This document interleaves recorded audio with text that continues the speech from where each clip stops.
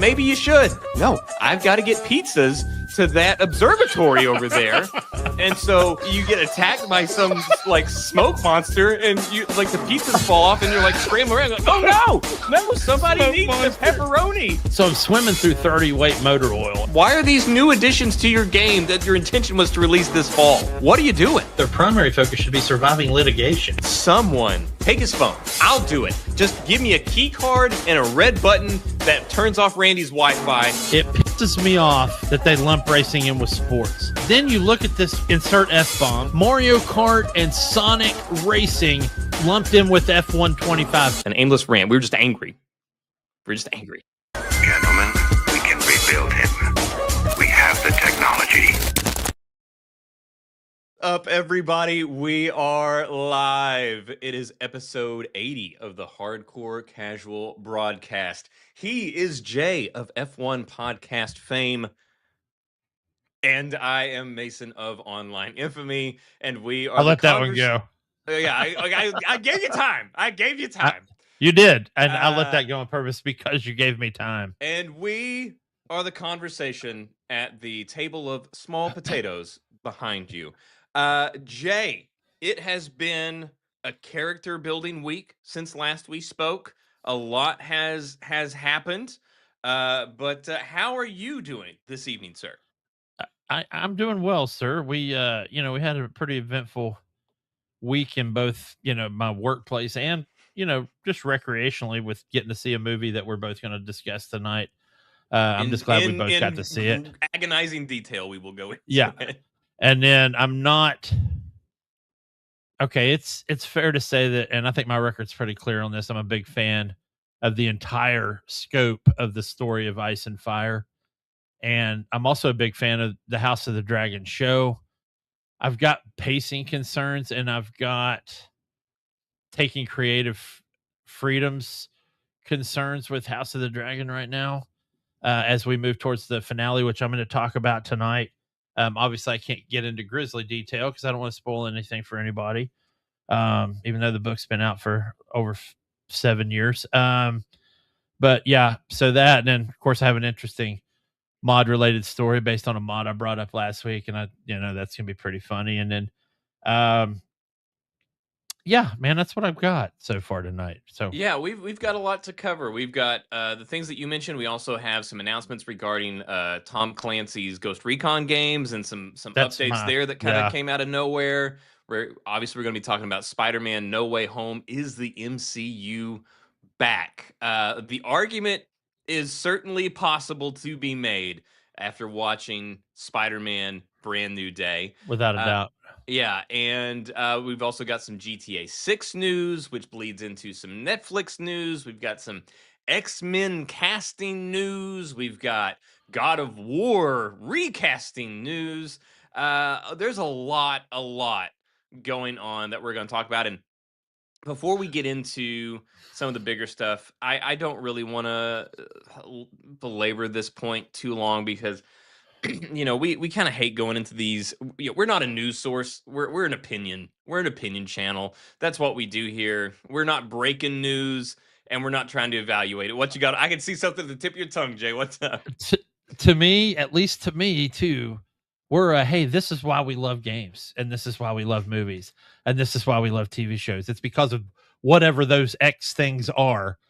I feel like that is like, at least for me, that's my premise. And it sucks when shit bleeds in that I don't like, but it has to be brought up because it affects those X things that we like. And, and I wish it was all sunshine and rainbows, dude. I really do, minus the rainbows. Most of it is rainbows this week. I've got some definite rainbows tonight, especially since last week I thought it was a rumor, and this week it turns out, boom. So, and that happened all this afternoon, but we'll get into that. So do your thing. Yeah, most of it is mustaches and rainbows, but one of the unfortunate things that we're just going to talk about because of that bleed over, like Jay was mentioning, is that the purchase of EA has gone through. It is complete. It is now a private company for $55 billion to Saudi Arabia.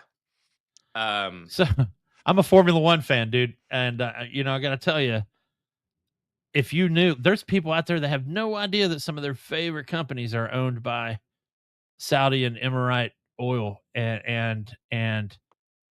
I mean, it's crazy. Almost every F1 team is overlorded by the Saudis. So I'm not shocked at Shocked? in the No. Are you I'm not in the concerned? least. I'm I'm I'm not, man. They run tight companies. I mean, you look Well, at my concern is not do I how like the US interests going overseas? No, I don't. Of course not. But I think it'll probably run pretty tight. well, so my concern is not around uh how efficiently the company will be ran, which is one of the things that's been announced that they will be cutting $700 million in costs over the next 12 Yeah, months. guaranteed. So my concern is not the tightness of the ship. My concern is around the product that will be produced.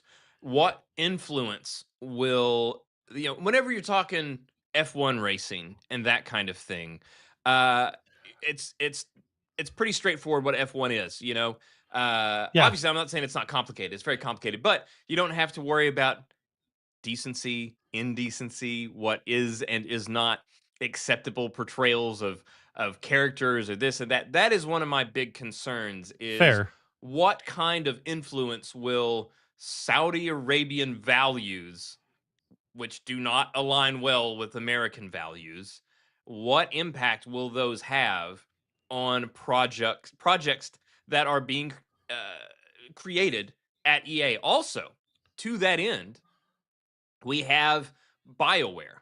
And BioWare, after the, absolute bombing of the Veilguard, they tried to sell it. EA Yeah, tried to sell it, could not sell BioWare. So after they could not sell BioWare, they greenlit Mass Effect 5. Let's go back to this is the one thing you did that made us money in the last, recent history, you know. KOTOR. No, no, no, not ever. I'm saying in recent Yeah, history, this is, yeah, and we still have the license for it. Go yeah. make us another one. They greenlit that, and that has been in work for years now. And now that the sale is complete, one of the big rumors, I looked at several different sources, and they were talking about it as though it were a near certainty that they would try to sell BioWare. And if they do sell BioWare, what does that mean for Mass Effect 5? And if a sale for BioWare is not reached, if they can't find a buyer for BioWare, what happens to BioWare?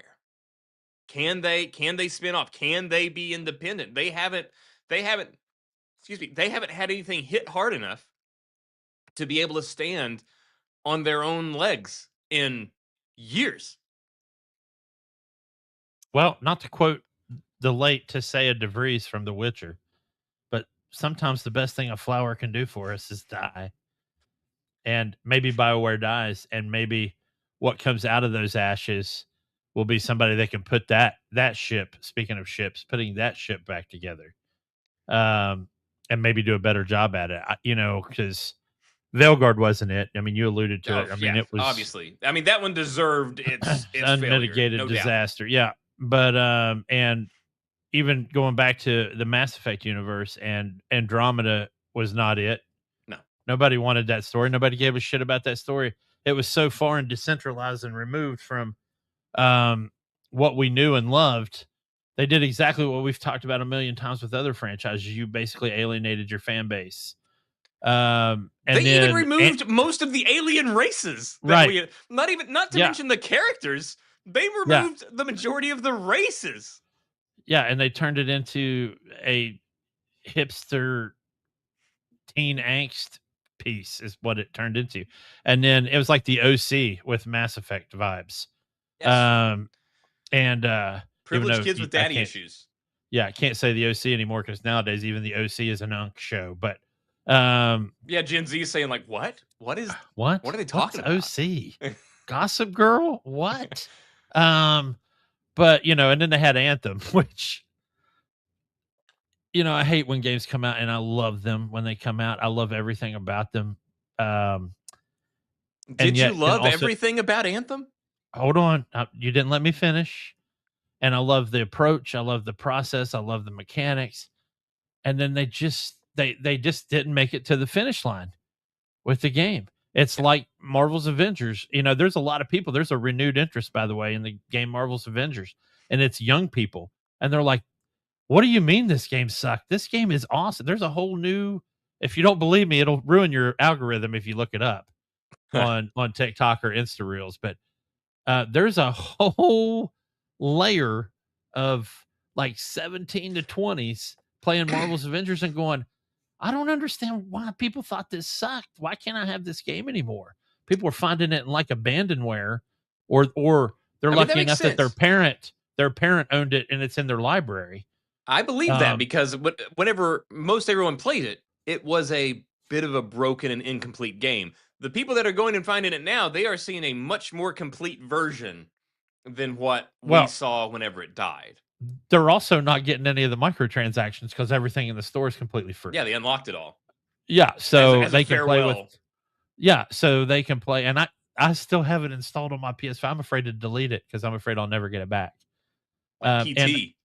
and I'm also one of the ones that like that game. And again, it didn't make it to the finish line, but what it did have was good at its core. And yes, it launched horribly, but they patched the shit out of that, and it became a pretty smooth game. And we had quite a few good multiplayer sessions in this house So what do you on think? that What do game. you think this means for the future of Mass Effect? Like, do I think it's going to be end up being a Bioware game, or do I think that license is going to get pushed off to somebody else? Just where do you will we see another Mass Effect game, and what shape will that take?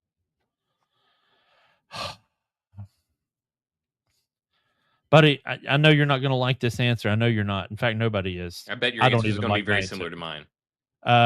I don't think we'll ever see another Mass Effect game.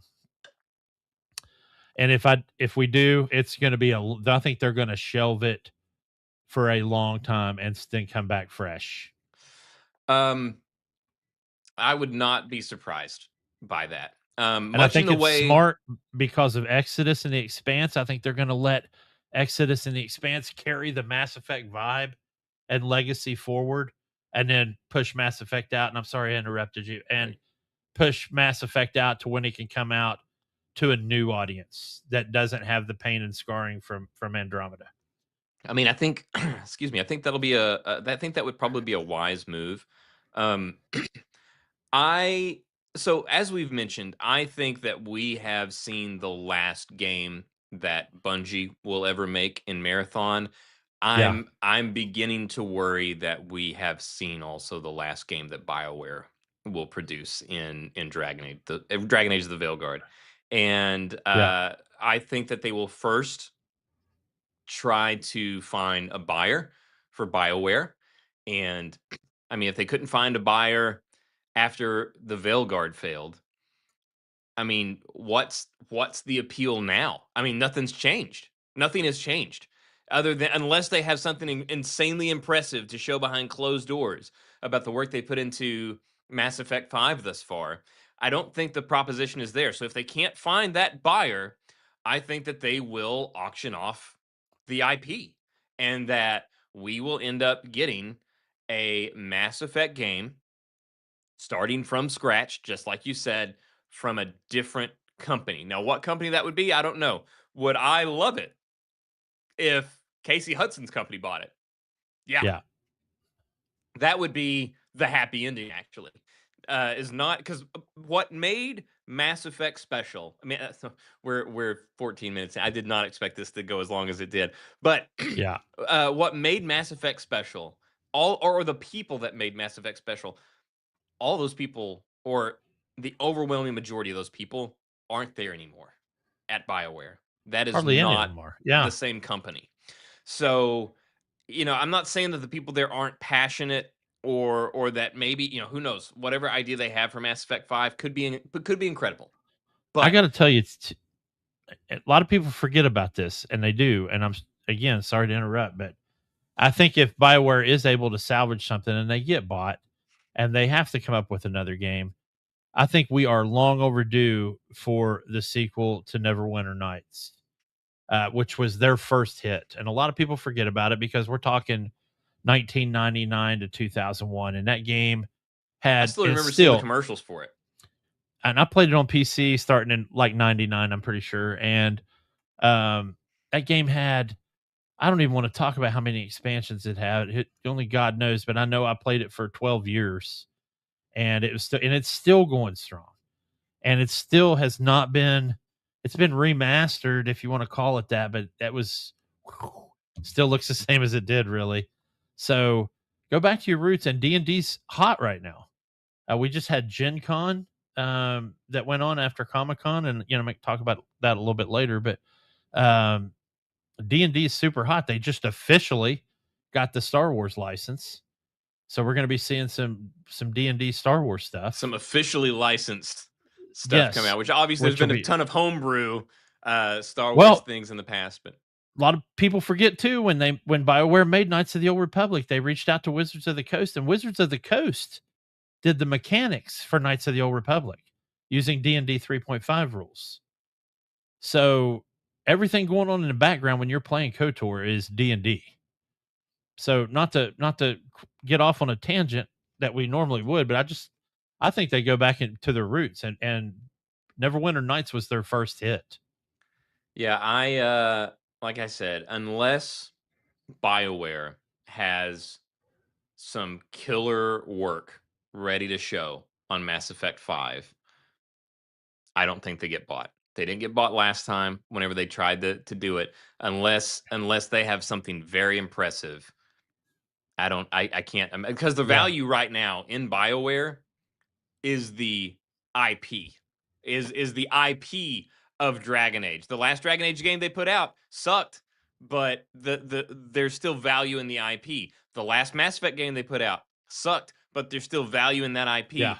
But the people that made those last entries that weren't good, those are the people that are there at BioWare. And it's not a strong position if you're trying to sell yourself. So I would think that more likely they will fail to find a buyer, and they will have to auction off the IP, and we'll just have to see where it goes. Yeah. I agree. But anyway, so there you go. EA sale complete. They're now private.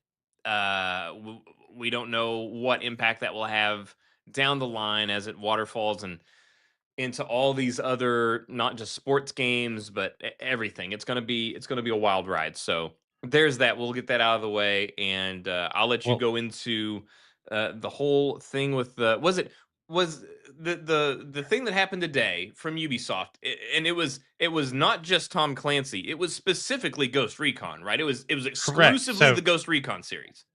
yes. So last week I brought up on the show that I had heard a rumor from a source that I trusted, or read a rumor from a source that I trusted, that we might be getting a upgraded version, to say the least, of Tom Clancy's Ghost Recon Wildlands, which is not the newest one. Breakpoint, of course, is the newest one, but Wildlands is the most loved title in the series amongst the fan base. And when I talk about this fan base, we're talking about 39 million players. Different players have played a Ghost Recon game. I'm old enough to have played them all as they came out. And we have come a long way since the very first Ghost Recon, which we've said this, I don't know how many times, but even when I loaded up, I still remember loading up the first one going, dude, this looks like I'm watching this on CNN. This looks so real. It And can't of get course, better than this. it cannot. There's no way. We've reached a point where technology and reality are just blurred. Like we can't. And I remember saying those lines in '98, and thinking this is ridiculous. I mean, literally, the next step must be photorealism, right? So, of course, I was beyond wrong, and I was young and stupid. But we are now on the 25th anniversary of Ghost Recon. Never have I been happier to be right. Today, as I get up and all my sketch sources that I had turned into the real world sources: YouTube, IGN, GameSpot, and I'm like, okay, this shit's going down. And GameSpot's like, guys, They're stealth dropping this bitch in like 2 hours. And there was a live stream. They did a live stream. And there was a live stream at 10:45 this morning. Now, did and it they was the announce this, or did they just go live? They just went live, man. So within the first, like, I want to say minute and a half of this showcase, the guy's like, we've had so much, news coming around with Ghost Recon. And of course, the new update is live right now. And that was it. Like, literally, Steam was showing Ghost Recon Wildlands for $49.99. And like, I refreshed as soon as that guy said that, and it was $249. I had the whole list of all the new updates. And what they've given us is beyond, dude. Companies don't have to do this. I mean, you and I've talked about how well two of the titles that Ubisoft does very well with, three actually, Rainbow Six, which has gotten what has it been, 15 years of long solid expansions. Division 2 keeps getting new content and new stuff. Another game that has a smaller fan base, but they are no less passionate, is For Honor, which just got a new hero, and they had their showcase for that. That's bizarre. That's wild. For Honor's been going on for so long, and it's such a great game that a lot of people haven't played. And then Ghost Recon, they took the best in the franchise. A lot of people think after Wildlands that Future Soldier, which was the one before Wildlands, was the second best. If you have a PC, you can grab the Future Soldier game for free for the next month on the Ubisoft Connect app for PC. For Breakpoint, we got like weapons and some cosmetics and a couple of new things. But most of you might recognize that, if not by the title, by that being the John Bernthal one. Yeah, the John Bernthal one, which will be a theme tonight. But Wildlands, which takes place in Bolivia, had the most grittiest, almost ripped from the pages of Fox News type of story about you going into Bolivia with a small team and decentralizing the cartels so that you could get to the main cartel, which was the Santa Blanca that was run by Latino Kurt Angle. And with the you crazy, had vehicles, like, negative space cross on his face with all the tattoos. Oh, dude, his tattoos it. was ridiculous. Yeah. But they today, and I thought it was just going to be the 4K 60 FPS update. That's what I talked about last week. But no, it's the 4K 60 FPS. They gave us all the cosmetics basically that have since gone away. Now they brought them back so that you can earn them. They gave us the Predator mission back. So all the people that missed the Predator mission, they went and purchased the rights again. It's got the music. It's got all the skins for all the Predator guys, including the Predator. Did they mention how long they have it? Because I remember that being the thing from the first game, is that there was a very limited window. No. And that one closed down like 4 or 5 years ago. They turned it was on for a while. It was on for a couple of years until that Predator hunting game came out. Predator Hunting Grounds. The Predator mask, by the way, if you earn it, is the only way to get the Predator thermal vision that has the sound effect from the movie, and it looks like it. And it has the constant like flash inside the thermal vision. Also, hopefully it's the only way to get. It's the only way to change your melee weapon from a knife to the Predator's 2 claw Wolverine claws. That'd be awesome. Which is cool. So, yeah, and I went back in that mission today. It's just as hard as it was before, just as difficult. And then, like I said, we've got the new episode, the new campaign, which is hefty at 26 gigs. So this is a decent size episode where you are fighting a cult cartel leader lady who's crazy by the name of La Lajorna, and she runs a group called the Los Penates, and it's in the Caimenes district of Bolivia, which is the same district, by the way, as the Predator mission. So they kind of put it all right there for you, and it's dark, and dude, it's a dark set of missions. I don't know if you ever did the Fallen Ghost DLC. I don't even know, man. It's been so long since I've done anything. So the Fallen Ghost DLC, like you have to access it in a separate category from the main menu. That was the top of the line tactical experience back then, as far as Ghost Recon goes. I mean, these guys were hunting you actively. So it was like constantly. Yeah, they were hunting wherever you were. Yeah, you still had your missions you were going on, but while you're on that mission, you had guys trying to hunt you. So, and then Narco Road is back for all the people that like doing social media followers and doing stunts in the Ghost Recon world. But then, so a lot of cool new features. They added all the Ghost Recon Breakpoint modernizations, so you can turn off as much or all of the HUD if you want. You can turn off crosshairs. You can turn off, any type of in-game notification that would take you out of the immersion. Um, my son just sent me a text that said, "So what you're saying is I should re-download Wildlands?" Yes. If you want to be And one of the folks, here's the cool other thing. kids. Yeah, if you already own Wildlands, you get all this for free. So this is not something you're And paying if you for. don't own Wildlands, you get it for 90% off.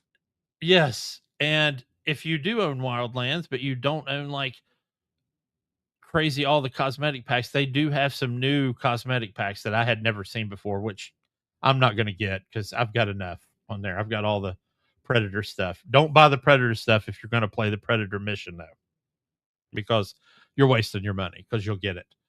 But just As long as you really beat it. outstanding. And looking forward to maybe tonight after the show popping on with our other buddy and maybe getting a few shots in before 9:42 because I know that's when you conk out. Guys, Russ has a clock timer at 9:42. He's out. So anyway, man, super exciting and good news for Ubisoft because we get bad news, but they've had some bangers now in a row. So we've had the new Division 2 content, then we got Black Flag Resynced, and then now we got the Ghost Recon 25th anniversary. I really think they're kind of in a stride. Unfortunately, they did release that stupid ass Division Resurgence game that is getting great reviews on mobile because it's a mobile game. But Steam Dude, is I wish lighting that sucker up. They I are wish lighting it up on these Steam. gaming companies would stop with this mobile Oh, obsession. Like you're not gonna your audience is not gonna come over because I know they said that yeah, there's so many people that play games on mobile. Those are different games. They're different. yeah, You have we're playing solitaire or Balatro or Candy Crush. Nobody is trying to play like competitive shooters or RPGs or yeah, anything like that, on Diablo. Like nobody's trying to do that on their cell phone. We're all trying to just make it to 5 o'clock without having yeah, to recharge our phones. Okay. yeah, We don't want to have some like really like demanding game just draining where we can just see the bar on our battery just drain to nothing. yeah. When I see a guy walk in, one of my workers walk into the bathroom with his cell phone at work, I can tell you right now, I'm not thinking, "Oh man, he's going in there to play Division Resurgence." Yeah. So anyway, but yeah, man, pretty happy about this update today, and I like the stealth drop. It's like a small surprise, man. You know what I mean? A lot of people don't like them, but I'm a fan of them, so I'm not going to gripe too much. Well, I will. I'm very excited about this. I'm very glad that they did it, and I'm looking forward to being able to get back into these games. And I'm really happy to see that they're supporting these much like they did with the Division 2, and it also gives me hope for the fact that they're putting so much investment into Division 2 gives me hope for what they're doing for Division 3, just like Yeah, what they're doing for the Ghost Recon games gives me faith and hope for what they're doing for Ghost Recon. And same thing for Assassin's Creed and what we've seen in Black Flag. Gives me yeah, hope. However, if I am to continue my multi-week thing now of talking about my experiences with Black Flag Resynced, I do have one little complaint. Ubisoft fix it of Assassin's Creed Black Flag, and that is they have something. I thought it was a bug whenever I first encountered it. I looked it up, and it's not a bug. It is quote unquote by design, and it is this thing where it will change your designated mission that it'll change your tracked mission at its own will. If so, you could mark a mission, track this mission, be in yeah, your ship, be headed toward that mission, and then all of a sudden you're because you don't have a mini map, of course. So on your compass, you see now you need to be turning left. So you're like, okay, let's turn this thing left. What's going on? And then you're following it, and you're like, man, I thought I looked at the map. I should have been there by now. And then you look at the map, and you're going somewhere different because it changed the mission that you were going to on its own. It says that, oh, it's because of this, it's this dynamic thing where, like, it's trying to, like, intuit based on what you're doing, where you're going, all this stuff, and just changing these missions on its own. So you can try to undo it and then redo it. Well, and I just kind of gotten used to just dealing with it. Well, then the thing that got me this last time is it kept wanting me to do these assassin contracts. And so it kept tracking this assassin's contract. And so Okay. I didn't want it. That's not what I want. I don't want that to be green right now. I want to do this main mission quest, and I would track that quest. And then it kept putting this assassin, and then whenever it's one that it's tracking, it'll give you the objectives. Hey, this is what you need to do. This is where you need to go. This is what you need to do right there on the screen, right? Whenever it's one that you're tracking, which again, in my situation, is a main mission. This is not a side quest. This is a main Right. mission. So I'm finally like, okay, I've dicked around enough. Let me do some more main missions. So there's a main mission. I see it's got a point in the middle of the ocean. So I'm going to it. It keeps trying to steer me to this assassin mission. I keep deactivating that, and I'm tracking this mission, and it's a ship, but it's not firing at me. And Okay. I pull up, and everybody's like, "Oh, this is as far as we go," or whatever. And I stop. Well, it's one that I'm tracking. Now, I've told it to track this mission. I don't get this thing that tells me what I need to do. If you go to look at the mission in your codex, it doesn't tell you what you need to do. It's just track or do not track. It doesn't give you a list of objectives. It doesn't give you a mission summary. Nothing. So we're just two ships parked next to one another. I'm looking at that ship. It's looking at me. Nobody's firing. I'm like, okay, do I need to get on that ship? Is that what I'm supposed to do? So I dive into the water. I get on that ship. Nobody attacks me, but there's nobody to talk to either.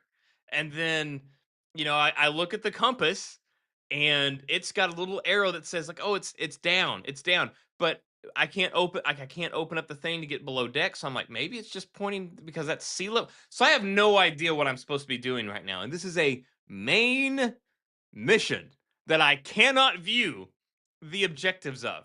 I don't know if I'm supposed to sink this ship or talk to somebody. I have no idea what I'm supposed to be doing. So, Ubisoft, fix it.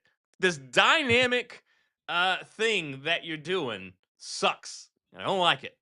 It's a great game, but dude, this dynamic mission thing is dog shit. Uh, so there's It that. sounds like it, man. Yeah, it is. It is. Okay. So let's see. Let me move on to. We'll change the subject. All right. So this is what I want to talk. I guess this is.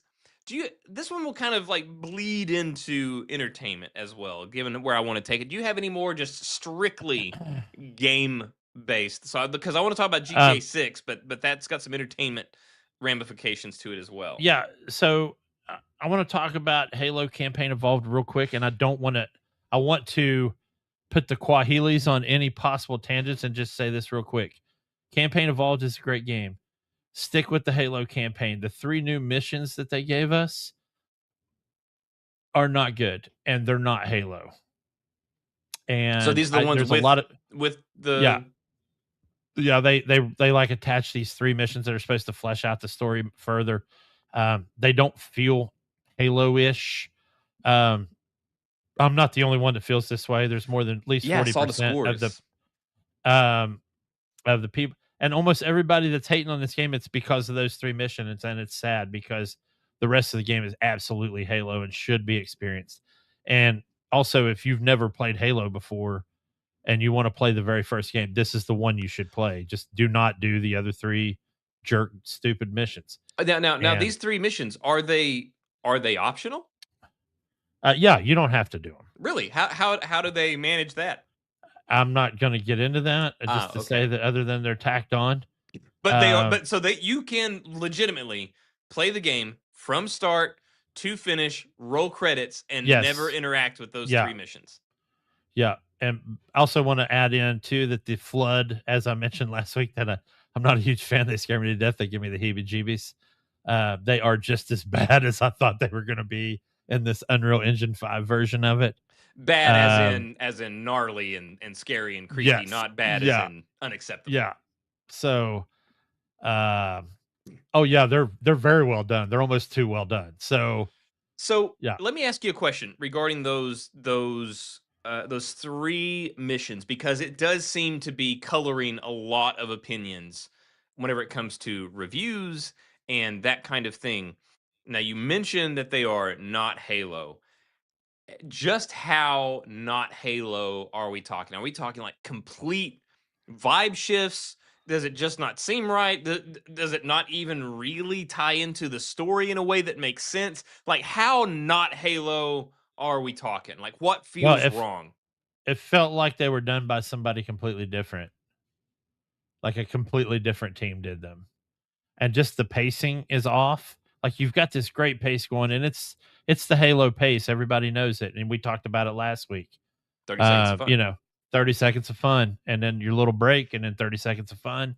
And this is not 30 seconds of fun. This is some of it's grindy, some of it's slow. There, I mean, the firefights feel contrived. If that's even, I can use that as a word to describe a firefight.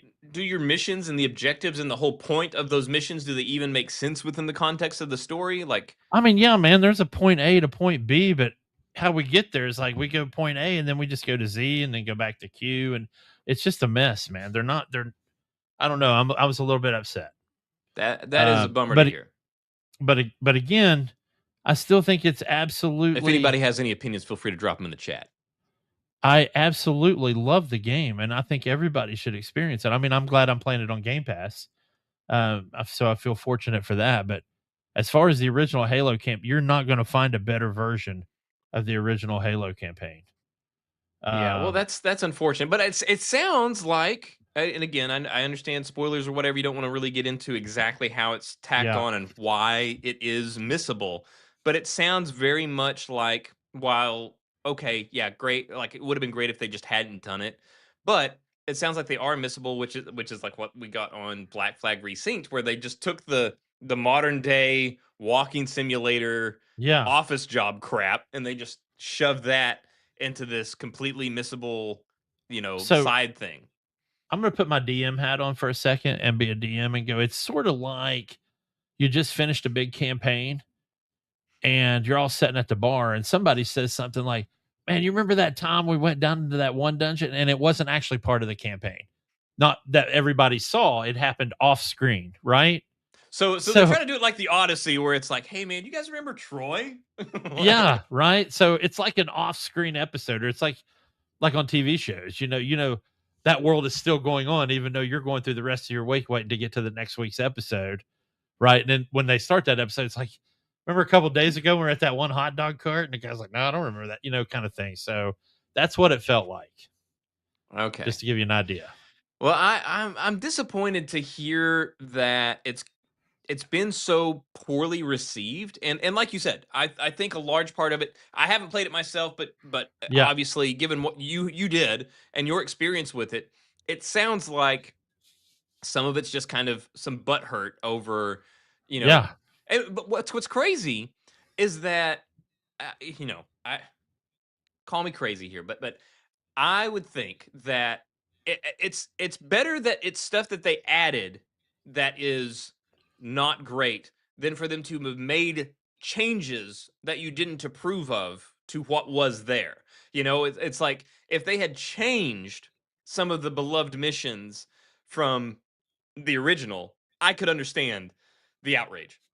right, But to have these tacked on, skippable missions, I can understand being like, I can, take or leave these. But to right. actually like have that be what people are like, 1 out of 5 stars, 3 out of 5 Oh man, stars, 2 out of 5 stars, that seems it a little crazy to me. it actually bothers me that the modern trend in gaming reviews is to find one little hairy antsy thing that you're saying ruins the entire experience. And For all of us older people bitching about we don't get complete games anymore. We have to, buy DLC and this and that. Back when we had complete games, the downside of it was that it couldn't be updated or patched. We were stuck with whatever shipped. Yep. One, and two, whatever shipped was what you got, man. And there were very few complete games back in those days that were 100% great. Yeah, They and all God had like forbid you bought one an level where RPG you were back like, then and you found a game-breaking bug. The solution was just don't do that oh, mission. I don't know if he's still listening, but Alex and my son Jason, they loved Lego Star Wars The Complete Saga. And it was really the first game that I could play with them and still have a good time, right? I do We love could those all have Lego a good games. time. Those are great. I love Star Wars, so it was an easy sell for me. They loved Legos and Star Wars, and so we would play Lego Star Wars. But Alex was super young back then, and we're talking 4 or 5. Although he could already work a controller pretty good. His favorite level in Lego Star Wars Complete Saga was the indoor level, which was the glitchiest, buggiest freaking mess in the entire game. But and he's like, "Let's do the indoor level." And Jason and I would both be like, "No, no, God, no!" And we'd end up doing the indoor level, right? So, because he's the youngest, but it's what I'm talking about. And you're not going to find a game that is I'm sitting here trying to think while I'm talking to you in the back of my mind, is there one where there's like literally, is it flawless completely? That might be a good category to have. Is there any completely flawless experience? Well, As the much the as we love other KOTOR and the Elder Scrolls games, those games were buggy ass messes, dude. Well, and then the other aspect to this, and again, this brings me no joy to bring up, No, talk about, or discuss, but uh, Halo Studios, formerly 343 Studios, right. uh, they are now going to be doing layoffs Yeah. because of this game did not hit. The reviews are one thing, the sales are another, and the sales The term simply hit is also another thing yeah. because a Well, game can hit, but not really hit. Well, It's this got one to didn't really even hit. this one didn't even kind of hit. Now, I think we're in a situation here, which we will get into whenever we get into Spider-Man later in the show, whenever we get into the entertainment portion, and that is, we talk about this goodwill. We always talk about whenever we're talking about Marvel and DC and all these Yeah. other, or anytime that you're dealing with a franchise that used to be on top of the world, got lazy and or opinionated, and then stopped listening to the fans. They got cocky, Yeah. and now this is part of what you have to accept is you will have to make great games or great movies or great TV shows that will be watched by very few people, played by very few people, and you will have to do this multiple times in order to build back that trust. Because right now, in this case, after Halo 5, the majority of your player base doesn't trust you anymore. So, Which is sad because, man, I came with 20 minutes of gameplay last week, and all the streamers have had gameplay. Did it look bad to you? no, Because but it, that's just it. That's just it. Is you have to win people back and you have to do it little by yeah, little over multiple entries. And yeah, because you burn people so bad with not just Halo 5, because Halo 5, if it was just Halo 5, this could have done a lot better. Halo But Infinite, man, yes. God, So Halo Infinite was what really did it. yeah, So we've got this whole thing where you've lost the trust of the player. So you've got to commit to doing these things, and you got to do them over and over, and you have to do them well each time. Because right now you are like climbing out of the hole that you dug yourself, yeah, and one false move and you go right back to the bottom. You cannot afford to make a mistake. And here, maybe they didn't make a mistake. Maybe the new missions. Honestly, again, I haven't played it, but just what I've seen and from Jay and what he's told us and his experiences, I don't think that's the big issue here. I think it's just distrust of the player. So I hope yeah, that they don't give up on Halo. But right now, when you hear Halo, you don't get excited. yeah, And we've said the same thing about Gears of War. I don't think Gears of War is going to blow anybody's skirt up whenever it comes out. I think it's going to, you're going to play it. I'm going to play it. Hopefully we Yeah. enjoy it. But I don't think that it's going to be this blow away thing that just brings people right back. You've ran them off for at least 2 games now. It's going to take some time and it's going to take some commitment. And now we'll get to see how committed Microsoft is. And unfortunately, I'm not really convinced of their commitment right now. Well, I'll tell you what, I'm not convinced either, but I'm convinced of this team that's developing E-Day. Unfortunately, this, good or bad, is not going to fall on them. It's going to fall on Microsoft. And yes, I would love to see this game blow everybody's socks off. And I think it will if it was given the chance, because it looks, Yeah. and already the gameplay, and we're not just talking about cinematics, the gameplay looks fantastic. And you're referring to This, E-Day, right? yeah, Gears E-Day. And I think it'll have a decent launch. I mean, Game Pass is obviously going to help it significantly launch wise. But that doesn't make money. No. And that's taking it back to its roots. So I think that's part of what they're doing by offering it on Game Pass is, hey, this is our fig branch, right? Or olive branch for, yeah, we did Gears 5 and no, it wasn't very good. We apologize. And we did Gears 4 and we took Marcus and Dom completely out of the story, and we did Gears 3 and it was kind of but man, Gears 1 and 2, woo, right? Yeah. So especially Gears 2, dude. And I mean, I love Gears 1. Nobody can beat the story of Gears 1, but the multiplayer in Gears 2 was Honestly, bar none. I would be fine if Yeah. if they just decided to go from E-Day and just do a remake of Gears 1. Full run. Sharpen the story, because we know Yeah. so if you go back and you play Gears. Well, E-Day's Gears 0, so yeah, they could totally do it. That's what I'm saying. So if you go back and you play Gears, we know where the story goes, but the story, this was Gears of War was an experiment. Okay, Yeah. this was like Cliffy B, cover fire, all this stuff was a complete experiment, and you could see, And a complete Warhammer rip, but go ahead. yeah, well, and they did not have all the places that it went. These were Yeah. not in play whenever they made Gears 1.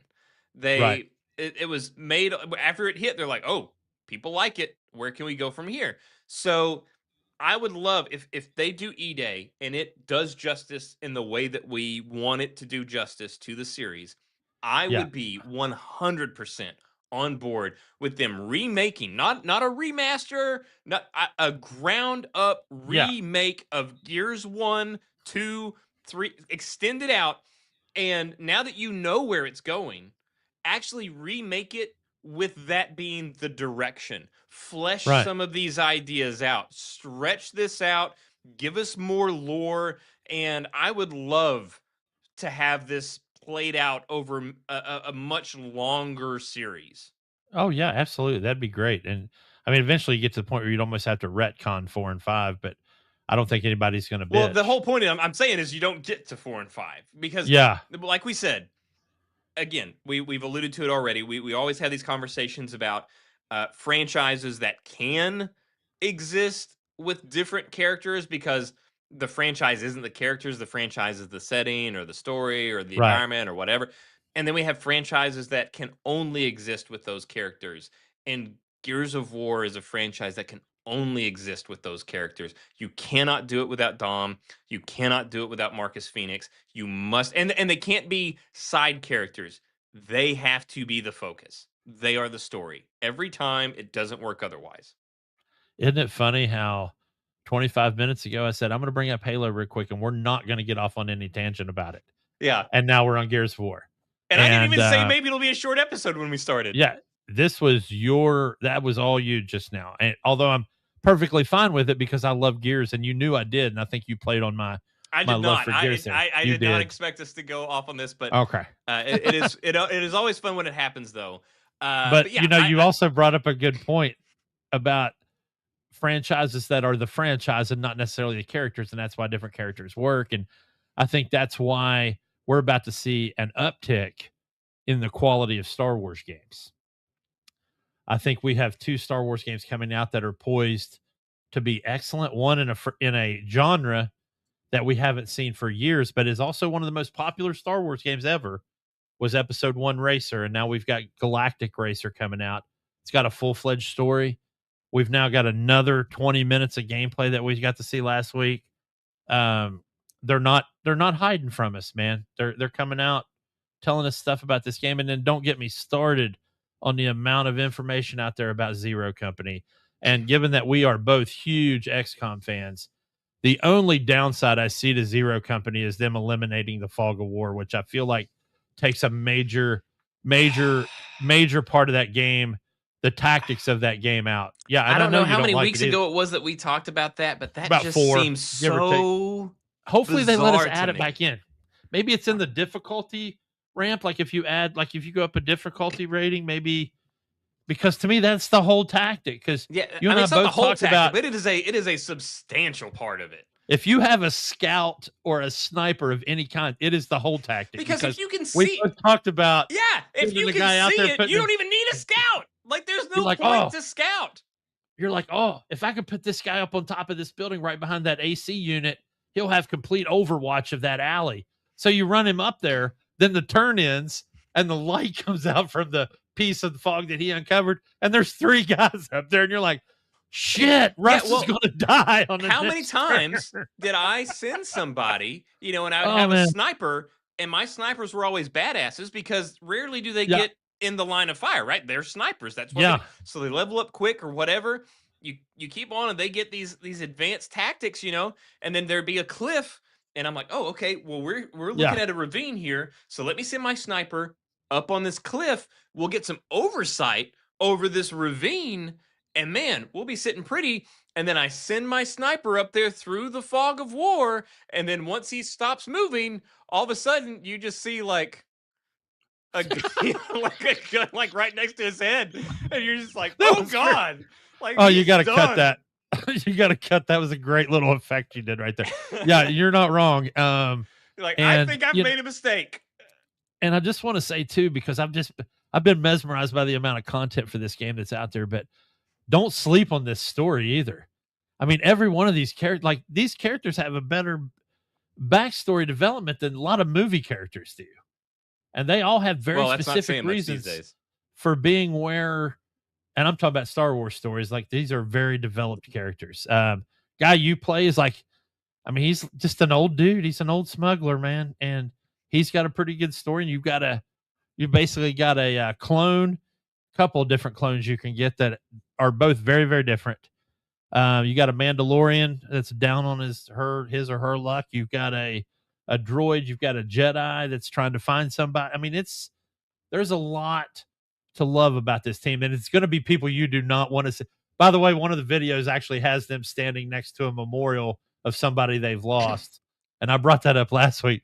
But that's another thing we got to talk about with this game. I want to know if we can rename the people. Because we both talked about how we renamed people to people we knew, and I have seen you and Rob die in front of my face. Oh, same. And yeah.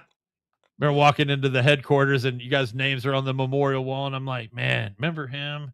He was so good, And it's even worse. Man, I have done something that I typically try to avoid in those games. There have been people that have been with me, so like people like you, Rob, people I went to high school with. Yeah. When they died, I'd be like, I'm save scumming. I'm restarting. We're doing this mission. We're doing it again. I did one run on the original XCOM where I named it all after 80s action heroes. So, and I would actually customize them to try to look like. So I had like John Rambo, yeah, John Rambo, Chuck Norris, all those guys. And I'm like, damn it, Chuck, you died too soon, and yeah, it sucks when you feel like reloading to try to just because like I can't. But again, you'd get these guys leveled up and they'd have like max armor and best weapons, and then you'd lose them in the field, and now you got the rookies, and you're just like, shit. Yeah, and then it's like, hey, you can recruit some random sniper from Bolivia, Yeah. And it's like, I just lost like a level 49 sniper, dude. Yeah. You want me to walk in there with a level 3 Joe Blow? He doesn't even have a helmet. What are we doing? Yeah. This dude's wearing a soccer jersey. What are we doing here, guys? Anyway, long story short, from Halo all the way to here, I do think we're starting to see like an uptick in those games. And I look forward as we still talk about the KOTOR remake, if that's happening, or Fate of the Old Republic, which I think is going to actually I mean, be that's for sure the happening, and I the have more the faith in that one than I KOTOR. do anything Yeah, else.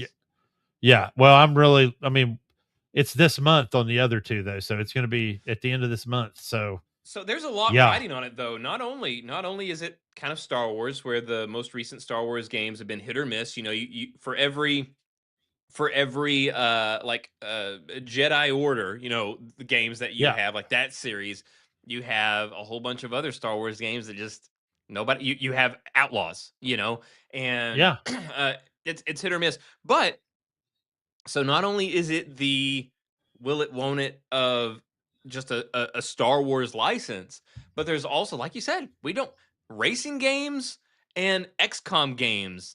Like we don't get much of those, like the No, XCOM tactics type. We don't even get that in XCOM. The most recent XCOM game we have was XCOM 2. yeah, yeah. And you can now play that on an iPad if you wanted to. This game is old. So and Well, we're I play probably never getting XCOM 3. Shadowrun was pre XCOM, and that trilogy and the people that love that game, the community behind that, man. But still, it was like that. It was a tactics based, almost like a hybrid between an XCOM and because you could lose your people in there too, between that and like a Baldur's Gate or a Pathfinder game. So, And then these arcade yeah. racers, Oh man, we yeah, don't get what was the one, we talked about Midnight Club before, and then what yeah. was the one where it was like it wasn't Crash Out. What was the Wipeout, the Wipeout? anti grav, yeah, Yeah. So yeah. I don't know. Wipeout's great. So we've got this sort of hit or miss license, and then we've got these types of games that don't get much representation. Right, So there's a lot riding on these two games, and I hope they hit. I hope they hit. I do Um, too. so going into some GTA 6 news, and I think that Jay and I might have divided opinions on this one, but it was announced today that there will be all we know is that they're calling it an extended look at GTA 6 on August 27th. Does that mean gameplay? Does that mean breakdowns? Does that mean interviews? We don't know. We just know we It don't even know has to be how. gameplay. You would think, but we can't make any guarantees, and we don't know how long. It just extended. We don't know. Is this a 20-minute presentation? Is this an hour? We don't know. But we know it's an extended presentation for GTA 6. And the crazy thing, the thing that has not been done before, is that this will first debut on Netflix at 3 o'clock that day, and then 6 hours later at 9 o'clock will debut on YouTube and Rockstar.com. So this is the first time that we've ever seen Netflix get into games like this, like to the game hype cycle. And I'm very curious. And before I paint or point you in a particular direction, I will just say, Jay, your thoughts, go. Well, first off, they did this many, many years ago with a game we also loved called Mass Effect. And I don't know if Netflix it was did? Netflix that I don't know if it's Netflix that did it, but it was a gigantic, like hour-long special full of celebrities, Aisha Tyler, Seth Green, bunch of people, and bunch of celebrities Yeah, it was playing not Mass Effect Netflix. for the.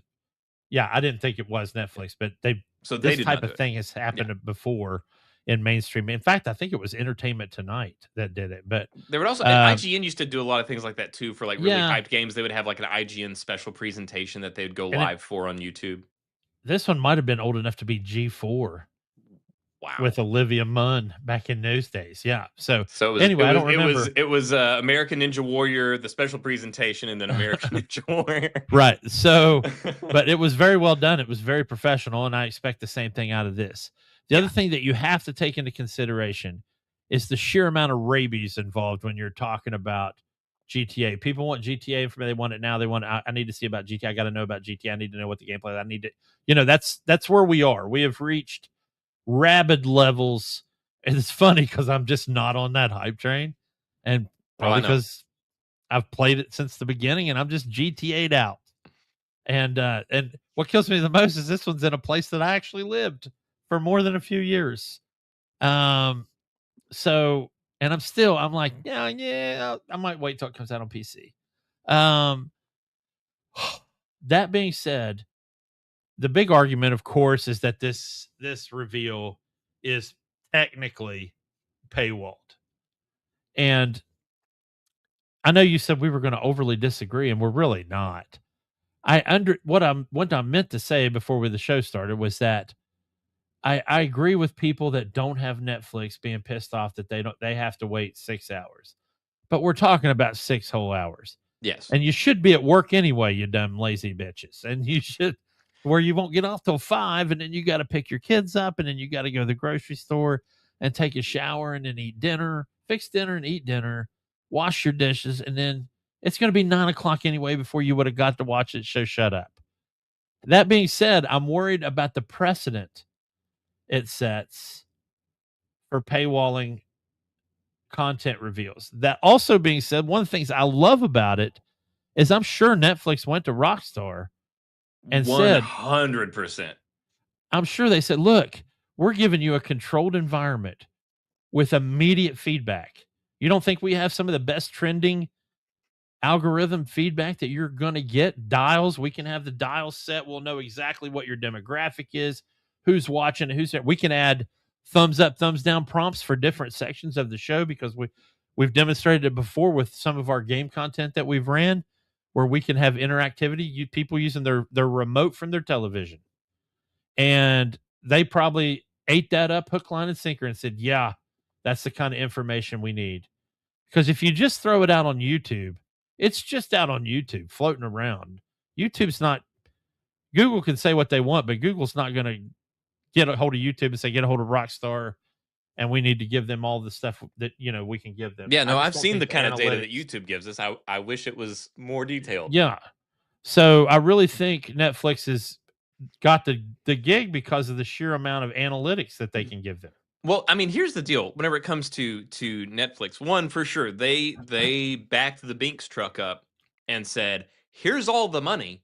Can we do this?" And Yeah. of course, yeah. So they spent a rumored potentially approaching $2 billion developing this game. Now, will they make that back? Yeah, they've already made it back. It's already made Yeah. back. They've already made a profit on it. But this is such a singular position to be in as a game, as a studio, where before they had a marketing budget. This doesn't need a marketing budget. Who's not aware of GTA 6? Everybody knows. And the crazy thing here is that not only could they not spend a single solitary dollar in marketing and still be just fine, they can get paid for whatever marketing occurs. So they've got Netflix Yeah. saying, "Hey, we will give you this prime spot. Let us do this for you." And Netflix will do this for one reason, because it benefits them. Now, Well, of course. we have seen what they have done with some Jake Paul fights. Now, Promos. Yeah. check my math, Jay, but I think more people may care about GTA 6 than care one way or the other about Jake Paul. I mean, Man, I certainly hope so, brother. bar I really none. do. And Yeah. we know that this is not going to be a thing. And again, this is not the way that this is not a shot at Ubisoft or Ghost Recon. They did it the way that they wanted to do it. But this is not going to be a thing where one day, they're just going to, like, on August 27th, they're just going to be like, and we're live, go, Yeah. whatever. And it goes. No, no, no, no, no. That's not how Netflix is going to let us know. It's going to be on your homepage, coming soon, set reminder. They are I'll be going to make surprised if this. there's not a behind the scenes documentary that starts the week leading up to it. Yeah, they are going to make this an event. They Yeah. will sell this. They will produce this, and people are going to be riveted. I think whenever something goes on YouTube, there's always going to be people that want to watch it live. Yeah. And then there's people that are going to watch it later, and then it's going to, as it's already done, set the records for the trailer over a week or whatever.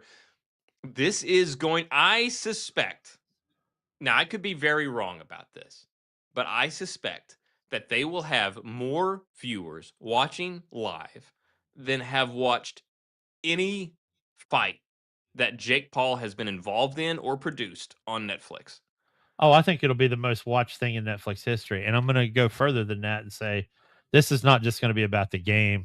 I think we're going to see them cut to like financial leaders in the financial world going, yeah, this game's going to break record. I mean, we're going to see them go to the street in New York and go, hey, are you going to be taking off work for GTA? You know, we're going to see a lot of outside the realm of the regular game, but I think we're also going to see gameplay. Um, but I think they're going to talk more about the impact of this game's release on the world Well, than anything else. my w- pondering is about the impact that this release will have on Netflix, because we have seen just this year Netflix take some chances. So, first it was the Jake Paul fights and this whole thing where we would have these live fights go on. We had Jake Paul versus Tyson and all of that. And the it was sketchy. The live feed didn't do great and all this stuff, but Yeah, but the they got second one better and did. better, and then they got the NFL, and now there's football games that happen on Yeah. Netflix, and we NASCAR. with NASCAR, we've done all these things, and then this year we've seen not just did we get more Jake Paul's promotion, the MVP promotions with MMA and Gina Carano and Ronda Rousey and all that stuff, but we've also seen now podcasting. We've got a lot of podcasts that are now appearing on Netflix. We've got podcasts that the video version of the podcast is exclusive to Netflix. They're doing the thing that Spotify had been trying to do. So we've got that. We also have a massive, massive, massive, massive upswing in shows being developed by influencers. We've got people that were got famous on Instagram that now have shows that are either out now or being developed at Netflix. So we've got podcasts, we've got influencer developed shows, and now if we've got this, it's a game space, or it's a space that they have not been much in previously, and that is games coverage. So now we've got podcasts, we've got influencers. Now we're going to have this where we're actually going to be watching games coverage. What does that mean? Whenever like we've got before where they kind of have some of these game. First they tried these like gamified shows where it was like choose your own adventure shows. Right. Then you got some of these simpler, like indie releases where you could play these simple games on Netflix, which is interesting. But now, could we be looking at a situation if this goes gangbusters? Could we be looking at not just more deals to do the same kind of thing? Could we be looking at a gaming streaming service as Twitch has? I mean, is oh God, it's the Wild West. Twitch is awful. Twitch is awful. People get away with all kinds of crap, and now it's just chatting. And you got people like you got nuisance streamers. It's just a freaking nightmare to try to do anything on My Twitch on channel is Twitch. none of those things, by the way, folks. So if you don't like that stuff, you can come follow Yes, me. but I mean, are we going to see them dip their toe in streaming when it comes to games? I don't know. I think it is not that far fetched to see people like the Burnt Peanut getting offers to do something with Netflix and see what happens. I don't know, man. I think that this could end up being bigger than just this GTA 6 announcement. Man, I didn't know that's the angle you were going to take. I thought you were going to take a different angle where other game companies were going to start doing specials on their games, I and mean, I think they for that would sure have been are, but that would be you know, great. Although I think it'll lead to bidding wars and unfair business practices. But um, yeah, I definitely don't want to see it Netflix turn into a streaming service. but what Because if? I mean, we got to the point now where literally influencer. I mean, it's on the same level as celebrity and synonymous with celebrity. Um,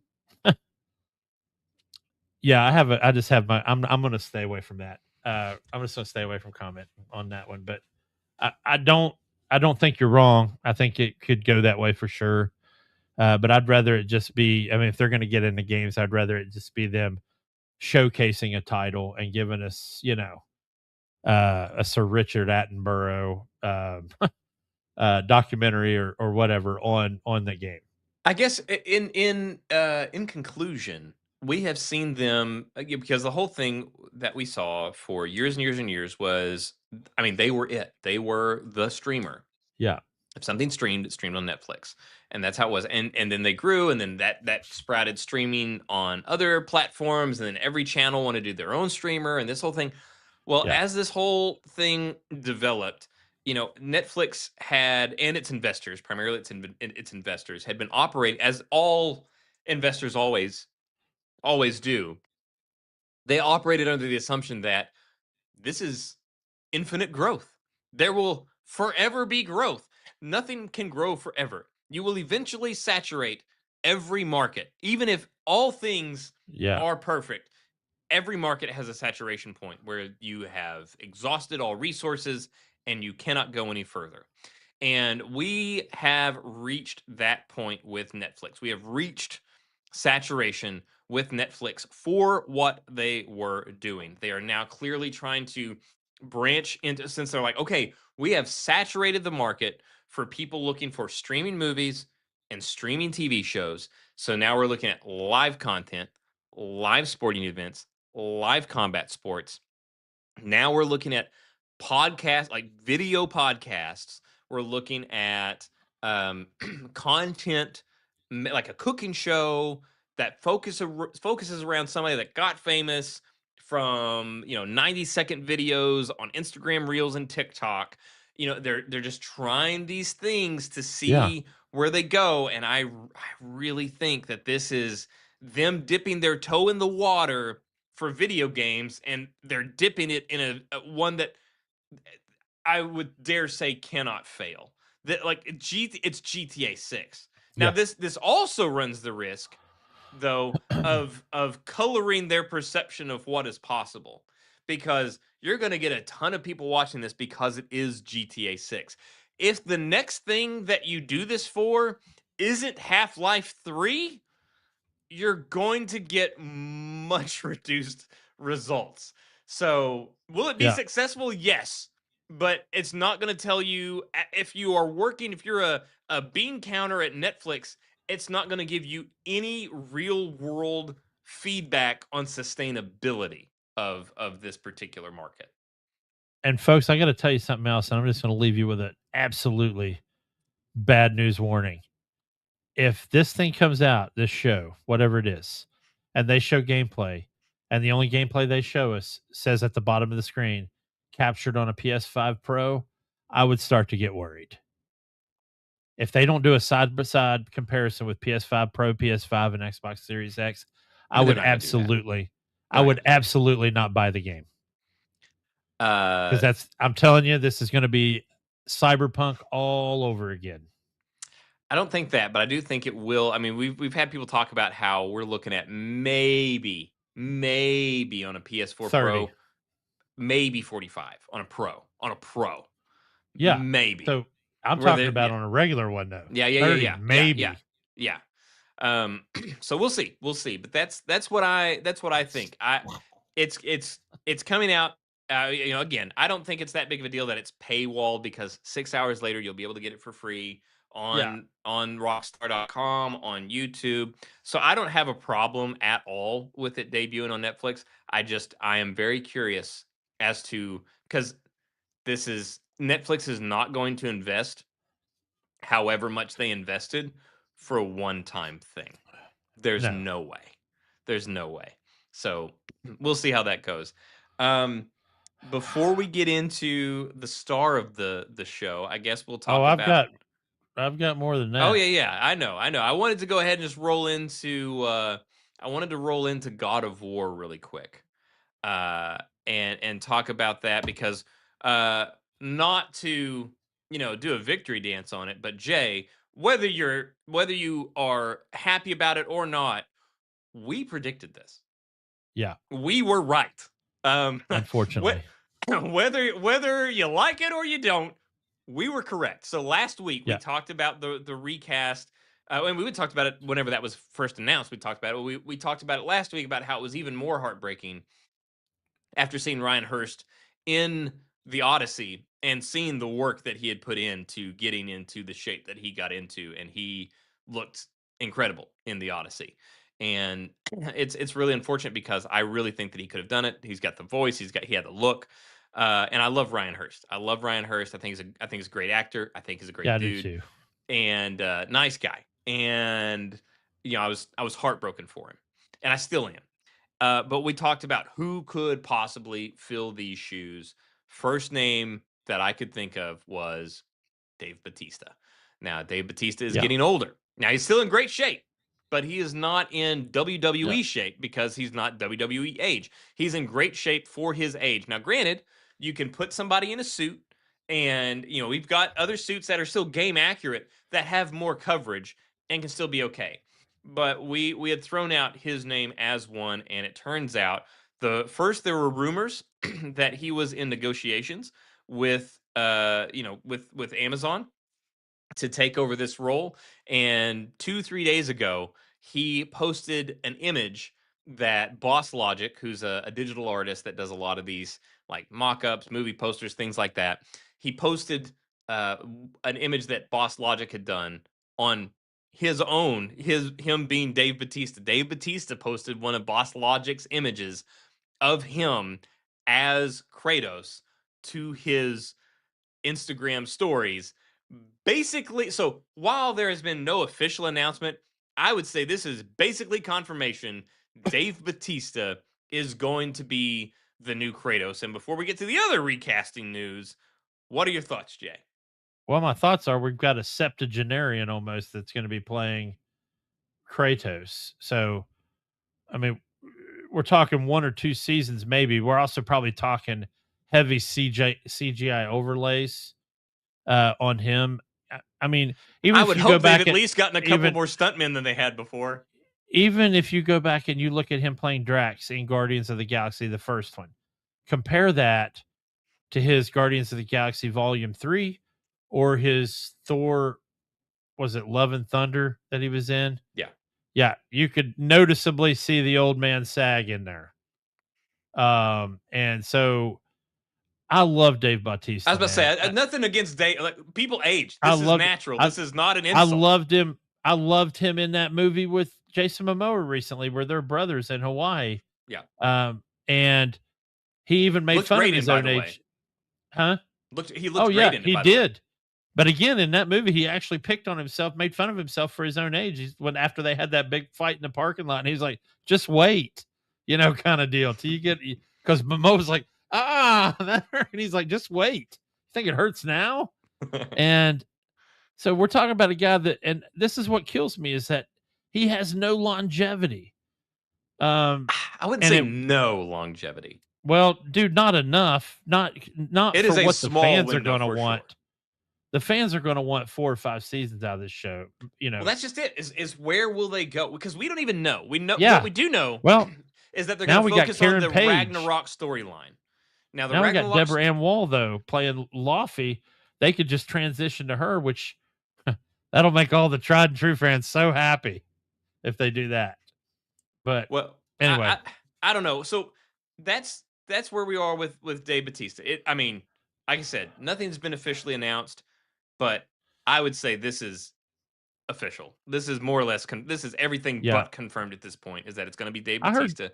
The other thing, I heard Joe Manganiello too, and that might have been a decent call. well, so one thing that Dave Bautista has going for him is he also has, when once everything else goes in the body, the muscle definition, whatever, he still has the voice. Now, Joe, it's not like Joe Manganiello has a high pitched voice or anything like that, but he did. But he had, like, if we're talking about somebody that is more similar to the gravelly Oh yeah. gravitas of Kratos, Batista has that. Um, but but one thing that I will rest assured on, though, whether it was Joe or Dave, both of these guys are fucking dorks.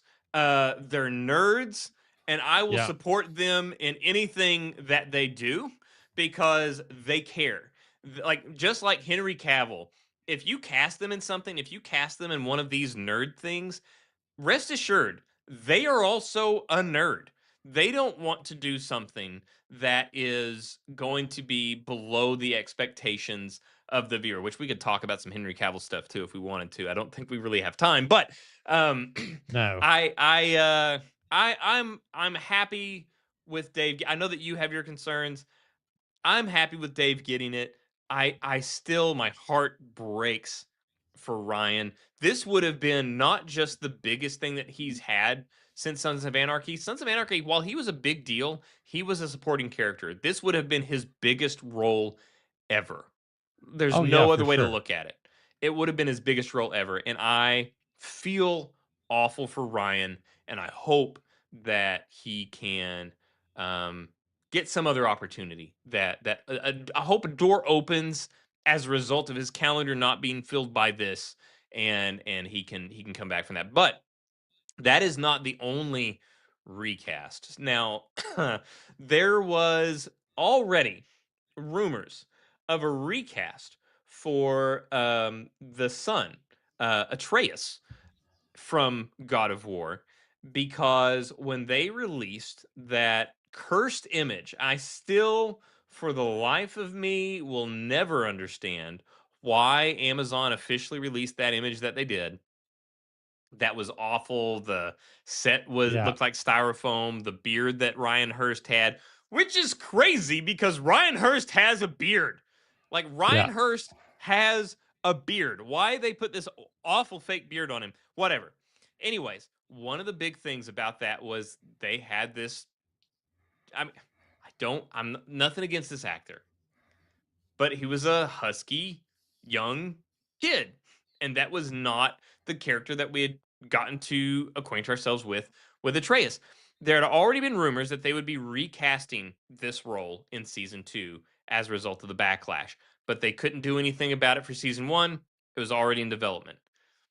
Well, now the rumor is, since season 1's going through a bit of a reboot, they're going to have to reshoot everything that they shot with Dave now. There's rumors that they're going to recast Atreus from scratch for season 1. Yeah. Honestly, I think that's a good call. Yeah, and I agree. If the chemistry in there, it's not there, and maybe Ryan Hurst had good chemistry with that little kid. It's hard to tell. We'll never know now. But you bring Bautista in. There's no way to hide the fact that Bautista is going to look older than Ryan Hurst, and I think them matching the kid up with what we saw in the video game is going to please the fans a little bit better, that are already going to be a little bit more than miffed that we now have a guy on life support having to play Kratos. So um, yeah, I'm okay with the second casting of the kid, or recasting of the kid. No rumors on who it might be, but we just Yeah, that they are now entertaining a recast before they begin shooting again in October. I really So think they ought to look at that kid from the Adam Project and from the new Percy Jackson series, because I think he fits the bill. I have not watched the new Percy Jackson series. I know I've heard good things. You've mentioned good things about it Yeah, on the show, and I know that Adam Copeland, Edge, is in yeah, it, as Ares, right? yes, So Yeah, Yeah. I would like to see what they come up with, but before we get into the Marvel stuff, what else you got, Jay? Well, Elden Ring finished filming. The Oh movie has finished wow, filming. So, I did not realize yeah, it was done. they said they set a blistering pace, and that once it finished filming, they were absolutely exhausted. How Um, long do you know how long it filmed? I don't. I I would have remember to assume seeing. it to be a group. I can't imagine it taking less than 6 months. Well, I remember them. The set photos that I first saw were about 6 months ago, and it was like initial setup of the set too. So, but it just finished filming, and I'm not kidding. Earlier this week, so they'll be in post production, and then of course editing, and then reshoots if they have to do any. Um, so it's still going to be a while, but it's done filming. So I just wanted to bring that up. Uh, Another quick piece of news: I got to see the opening episode of the Lioness season 3. And folks, for anybody that's been following the Lioness, which has not only been an exceptional show, it has catapulted Zoe Saldana to become the highest paid female actor in Hollywood. Period. Which I also Although I I think, love Zoe Saldana. Whatever she's yeah, in, I will watch. I think I I think, think she's actually underrated.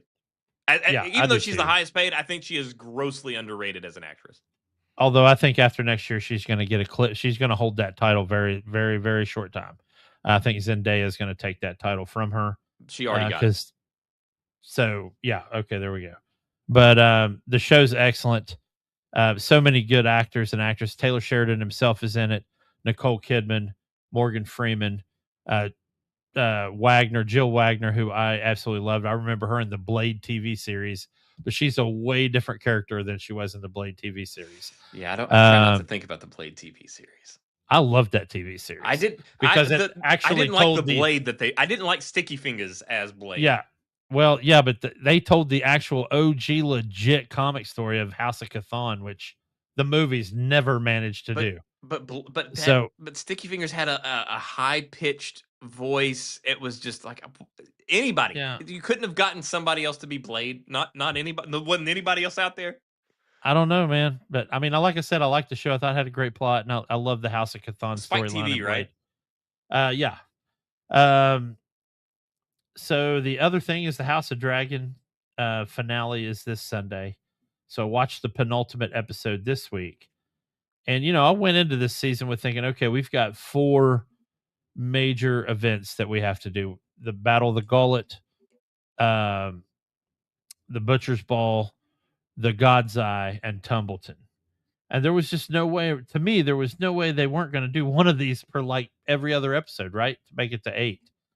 And they have not done any of that. That we've gotten the Gullet and we've gotten the Butcher's Ball, although they did that thing that I hate when they do in TV shows when there's a big battle and they just start the scene at the end of the battle. Battle's already happened because they did apparently. I don't know if it was Ran a out of budget budget. thing and they didn't have the money or what, but by the time we see Butcher's Ball, the bodies are already laying all over the battlefield. It's pretty much already happened. Um, and obviously I don't want to do a lot of spoilers other than what I just said, but we're down to the final moments, and I think the biggest battle that we absolutely should have seen this season is now going to be pushed to next season. And worse, I have a bad feeling because next season's the last season that we're not going to get that until the last episode of the next season. Which, if you've read that book, Fire and Blood, and specifically that 5-chapter section that covers this show, it will blow your mind that they've stretched it out this long. And of course, I'm talking about the Battle of the God's Eye, and I can say that without getting into any details. But for those that read the book, you know what the Battle of the God's Eye is and what it means and how pivotal it is. But I don't know, man. They're just making sure, at least they give all these actors their just dues as far as speaking parts and whatnot. And I'm a little, dude, I love it. I don't want us to come out of this part of me talking about this with you thinking it's bad. It's a great show. I love every minute of it. I just wish I would have been hired as a pacing consultant. That's all I'm saying. Um, Well, I'm very well. I'm very curious about that. I haven't watched it yet. But I realized that we did miss a gaming story. Now that you're talking about this, uh, from Please your, no. huh? No, No, it's okay. it I'll was talk your about it. It's gaming fine. story. I know, but it's embarrassing. Okay, do you not want to go into it any No. longer? So, folks, last week I was talking about a mod for Mountain Blade Bannerlord called Realm of Thrones, which is, and I came on board late, unlike Genesis, but I have fully adopted it. It is a full overhaul of Mountain Blade Bannerlord, and it turns it into Game of Thrones, complete with the HBO music, the scenes, all the people, the history. You'll get like I got a raven when they notified me that Ned Stark's head had been um, removed from his body. I got a raven when Roose Bolton took over Harrenhal. So that's where I'm at right now as far as the main story. But my character, who was a um, banner for House Baratheon, some point somehow I ended up north, too far north, and I only had like 32 men, and I got in a fight, and then Jeor Mormont's unit came, but by the time he got there, I had no men left but me, and so basically I got absorbed into Jeor Mormont's army, and now I am no longer in charge of myself, and apparently I'm joining the Night's Watch. So, in effect, I have been sent to the wall by myself, um, which has completely changed the game. So, I had to do some reading up and research about what happens when you go to the wall. You can start the game as a member of the Night's Watch. And then once you Along build with up some your, other like 38 other options. That yeah, it's a ridiculous amount of options. But if you, so basically what happens is once you earn your high enough rank in the Night's Watch, you'll have your own retinue of men, rangers, or whatever that you have. oh, look at you, But retinue, very nice. yeah, but you can only range north of the wall because you're in the Night's Watch. If you go any further south of the wall than Molestown, you will become a deserter and your sigil will change and you will have screwed over your entire retinue. So, because then they will become deserters. But um, obviously, eventually, the Night King's going to do his thing, and I'm going to have to chase him if I stay alive that long. But and we're nowhere near that point where I can build up my own group and do that. So, but yeah, you can start at the Night's Watch, and then you'll obviously already be in the Night's Watch and be able to earn your way through. But man, I got to tell you, the first battle I got in as a newly conscripted recruit, and I had when I had met Gior Mormont, I had my helm and my shield and my spear and my sword. And when I went into battle the first time as a member of Gior Mormont's battalion, I have an axe and I'm wearing my black cloth, no fur overcoat, no armor, no shield, no helm, and we're charging. And he's Gior Mormont's on his horse, and he says charge, and I'm like, bro, I've got an axe. That's it. I survived. It was ugly. But I'm telling you, it's been an interesting journey so far in the land of Westeros. I feel like Well, a hedge knight. uh, so with that, which I know that they're still developing this game or this Yeah, mod to the game. yeah. I'm curious to see how your story unfolds.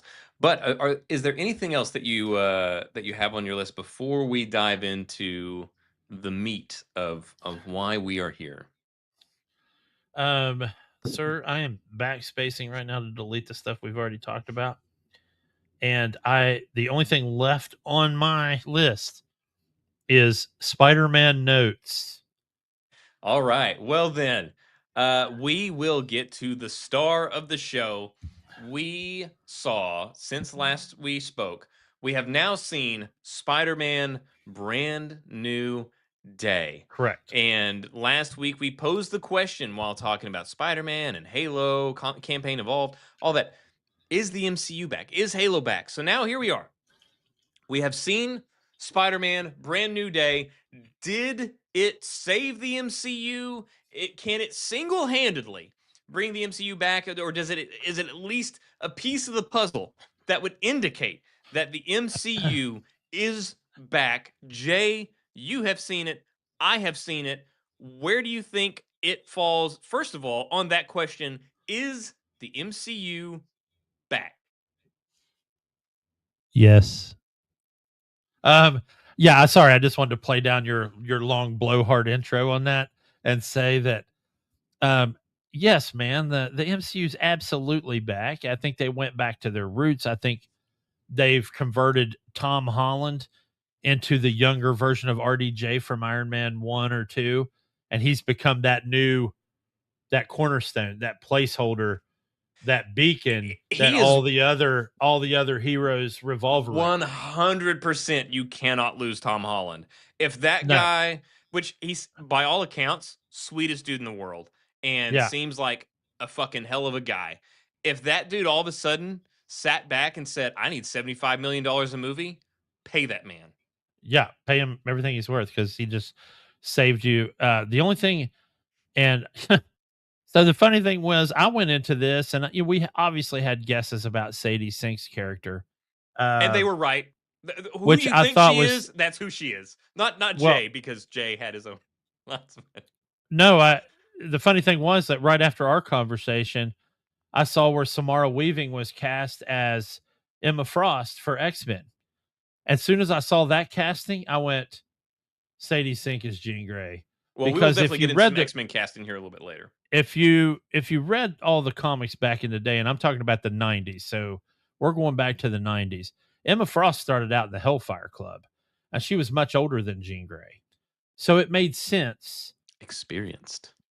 It made sense from a realism standpoint. Well, Samara Weaving's not that old. She's 34. So that instantly turned this into Sadie Sink as Jean Grey. Although, and I'll make an argument later that we also saw Rogue in that movie. I don't think so. I It think they is. wanted you to think that it was. You can't have that fucking Bjork haircut like that and it not Well, be we Rogue. now have the actual casting of Rogue. Yeah. Not So, officially announced, but it's confirmed. anyway, so are we just going through some of our Well, thoughts on? first of all, I guess overall, before we get into the nitty gritty, I just want to say, like, overall. So you mentioned that Tom Holland is now essentially the linchpin of the MCU, which Yeah. I 100% agree with. As far as the movie itself, without getting into the nitty gritty details first, just overall, what were your thoughts of the movie as an experience, as a statement of where the MCU is, where it's going, and just what it was as an experience to be there in the movie as a moviegoer, and to be like a somebody. And again, people, we are not MCU shills. You would be hard pressed to find Yeah. a show that had become less or even more disenfranchised than Which we is had sad. become with the Yeah. MCU. Because I So absolutely love Marvel. I'm just not a huge fan of the MCU right now. yeah, Well, I wasn't. so Let me overall, what was your let takeaway? me answer your question. So overall, the fact that I went into this movie thinking it was one plot and it turned out to be something completely different, I love it when that happens. Yes.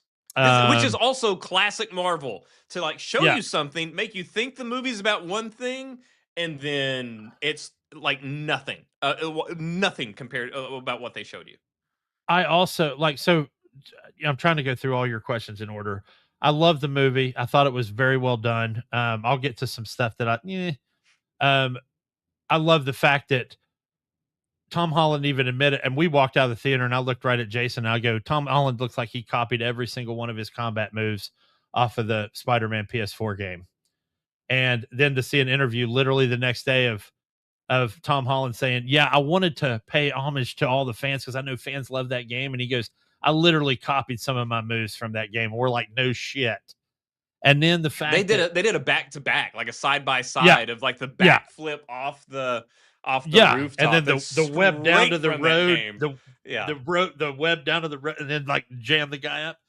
And then also the fact that they took probably the five most iconic Spider-Man comic book covers, and they had the wherewithal and the forward thinking for the fan. Only a real fan would have noticed those, and they literally shot for shot, like they're shot for shot Which identical to the comic book was covers, which also is what we speculated last week, was that these villains are not the focus, that they yeah. are You going to be called the part of a montage. montage. That was a good call, and In fact, the first comic that they took the cover of was him swinging with the guy under his arm.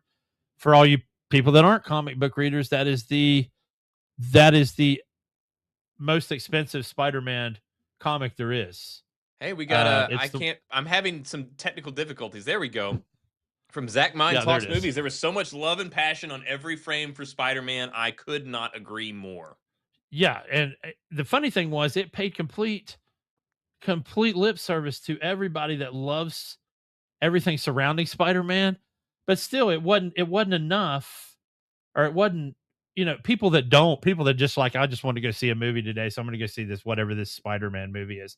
They would still enjoy it and not need to worry about all that shit. So that part of that answers your first question. The second question, where do I think Marvel is going moving forward? And I felt like you were asking that from more of a paradigm thing than what's the next story we're going to get Yeah, into. yeah, yeah, yeah. Just But the from paradigm shift that from where the MCU was, Phase 4, and all that stuff to where are we going what now? I what I really noticed from this film, and this is where the paradigm is, I think, is going to go, is that Marvel is not shying away from hard things anymore. Hard stories, hard decisions. They're giving you the dirt. Not everything is, hey, knowing, the more you know, knowing's half the battle type of thing. From it, it's not all sunshines and rainbows again. It's not all It's finger guns. Yeah, it's, hey, we got to the end of the movie and MJ still doesn't know who Peter is. Everybody probably thought that was going to tie up, and there was going to be a happy ending with a big kiss, and we kind of got a kiss, although it wasn't a kiss; it's more of a proverbial. We'll talk about that in a minute. But I think that's where Marvel's going, is they're telling hard stories because I think they think people, and they know people, this generation of people are ready for that. We don't want to see that shit anymore. We want to see real life. And I think that's what Tom Holland gives to us as Spider-Man. And also, they're definitely introducing mutant fear with Jean Grey in this movie. They're laying the groundwork for how the X-Men will work in this unit. That's a very good 100%. comment. And a lot of people, 100%. you'd have to be a 90s X-Men fan to know that the X-Men loved the X-Men. Even Magneto loved the X-Men, but nobody else did. The real world around the X-Men, they all wanted them gone, man. Yeah. Politicians, everything, and they were definitely freaks. They literally, the word mutant is, is a derogatory epithet for them. Um, Well, and I think they're showing Jean Grey to be that person, so that when she makes the flip, and we're not even talking about Phoenix Force no, no, no. Jean Grey. Yeah. We're talking about pissed off, I want vengeance Jean Grey, and that's it. Yeah, and before we get too deep into anything, I just want to say, and first of all, I see that I mispronounced Zach's name because it's actually Milne, not Yes. mine, but Milne or Milne. So you'll have to Yeah. let me know, Zach, what that is. But we'll just refer to you as Zach for now. But 100% agree. So he says the montage reminded him of Fantastic Four, but he thought it worked better here, and that they're definitely introducing mutant fear with Jean Grey, as you already read. So the two things there: one, Fantastic Four was good, but we had issues with it, right? There were some things that were just like, Yeah. whatever, this Milne, okay, Milne. So I actually knew that. Just gonna say that. well, look at Go you ahead, go. man. I'm just messing. But yeah, Fantastic Four was good. Spider-Man Brand New Day was great. It was Yes. absolutely incredible. Like But not at without the fault. time, But no, no, yes. no, and we'll get into that. But whenever Fantastic Four came out, I was like, I mean, it's better, but is this the correction we need? No. Spider-Man is the correction that we need. And I will say that just like we talked about how whenever we finally got to see the most recent Doom trailer, it really, like, I didn't think I cared anymore. We had become Right. so disenfranchised with the MCU that I was like, I don't care. This isn't I'm not interested. And then they did the trailer and I cared. I felt, and I didn't think it was there We could anymore. tell you were acting like a little kid last week. You were so excited about it, which I I thought was cool. I was like, do I sound like that? I guess I do, because I'm I was pretty so stoked. excited. And then to Yeah. have Spider-Man, which now granted, they have not had a bad Spider-Man movie with Tom Holland. All of them have been bangers. I watched all three of the previous ones since Yeah. watching the movie last week. I've watched all three of the previous ones and they were great. So he didn't have a track record to, like, he wasn't trying to repair what they had done before. Like, they had always knocked it out of the park. But this one, so much of the weight of the MCU was on its back, and I have not had that level of excitement in a movie theater, not just from me, but from the people around me. Like that electricity that you could feel back before Endgame, you know, like it was there again. Yeah, And yeah, I think, like you said, Tom Holland is the linchpin. You have to keep this guy in the MCU.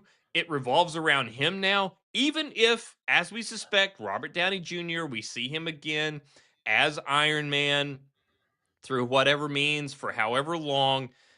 It's not him anymore. It is Peter Parker. Peter Parker yeah. is the new Iron Man. And Zach, that's a great question about Spider-Man and Doomsday, and I'm actually going to cover that in part of my notes in a few minutes. But So he says, um, "Is Spider-Man going to beat Doomsday overall at the box office? I can't yeah, imagine it matching or exceeding what this movie is doing." And we will get yeah, into some of the records that this movie has broken. yeah. Um, I wanted to. My thing in any movie I watch, it doesn't matter if it's Marvel or if it's whatever, is characters for me, and it's usually supporting characters. Um, man, I got to tell you, I love Yelena. I mean, granted, Florence Pugh's one of my favorite actresses right now, without a doubt, just because she's so real. But I felt like in this movie, she stole the air from the whatever room she's in. That's what I wrote down. You In a know, good way she or a bad way? in a good way. Like he walked in there and it was just her. I could have cared less if Tom was there. And people were going to say, "Well, yeah, man, she's Florence Pugh naked in a tub." That had nothing to do with it. She So owned that room. He walked in there and he knew he was at the behest of the court at that point. And I love the fact that they used her as the intermediary for him to get information when he couldn't get it anywhere else. So we got the new Avengers tie-in, which I think is great. Um, but again, I thought she was absolutely excellent, even in the small amount of time she was in that movie. And yeah, I absolutely agree with you, Zach. And I love ScarJo. Don't get me wrong, but I think Yelena takes it to a different level. So let me bring this up to you. So now that you brought it up, this is one of the points I wanted to talk about because some people had an issue with Yelena being in there, and they thought that this was completely unnecessary for the story. And granted, now bear with me here. They're right. There was no need to have Yelena in there. But there No, was no damage done by it either. I no, didn't like the whole point is to connect Spider-Man to whatever else is going on and yeah, the whole that's what new I. Avengers initiative. Like this is classic MCU where they're not needed, but they are there. They're reminding us that they exist and even more importantly, to get to your background, big potato, small potato things, we are getting back to the whole thing, which is what we have said. You and I have both said this many times. The MCU needs to get back to not everything, not every movie needs to have a universe threatening like villain. Which we Not didn't. Yeah, everything has to be a global threat because then you just you're constantly playing this game of everything needs to outdo the thing before. So this thing where they're clearly laying it out. Spider-Man stuff, small potatoes. This is threatening New York. You deal with it. It explains why we don't have the Avengers or anybody. Explains why they're not there because they have but other we know things they going. are there. Yeah, because the Yeah, whole thing is like, otherwise, if this was like this big universe threatening thing, the Avengers would be there, right? The Avengers would have to right. be there. But this explains where they're not there because it's not on their radar. And this is important because we need these things to be focused and we don't need to have everybody called in. We don't need the cavalry. So yeah, I was happy to see Elena. I thought she was great. She stole the scenes that she was in the best possible way.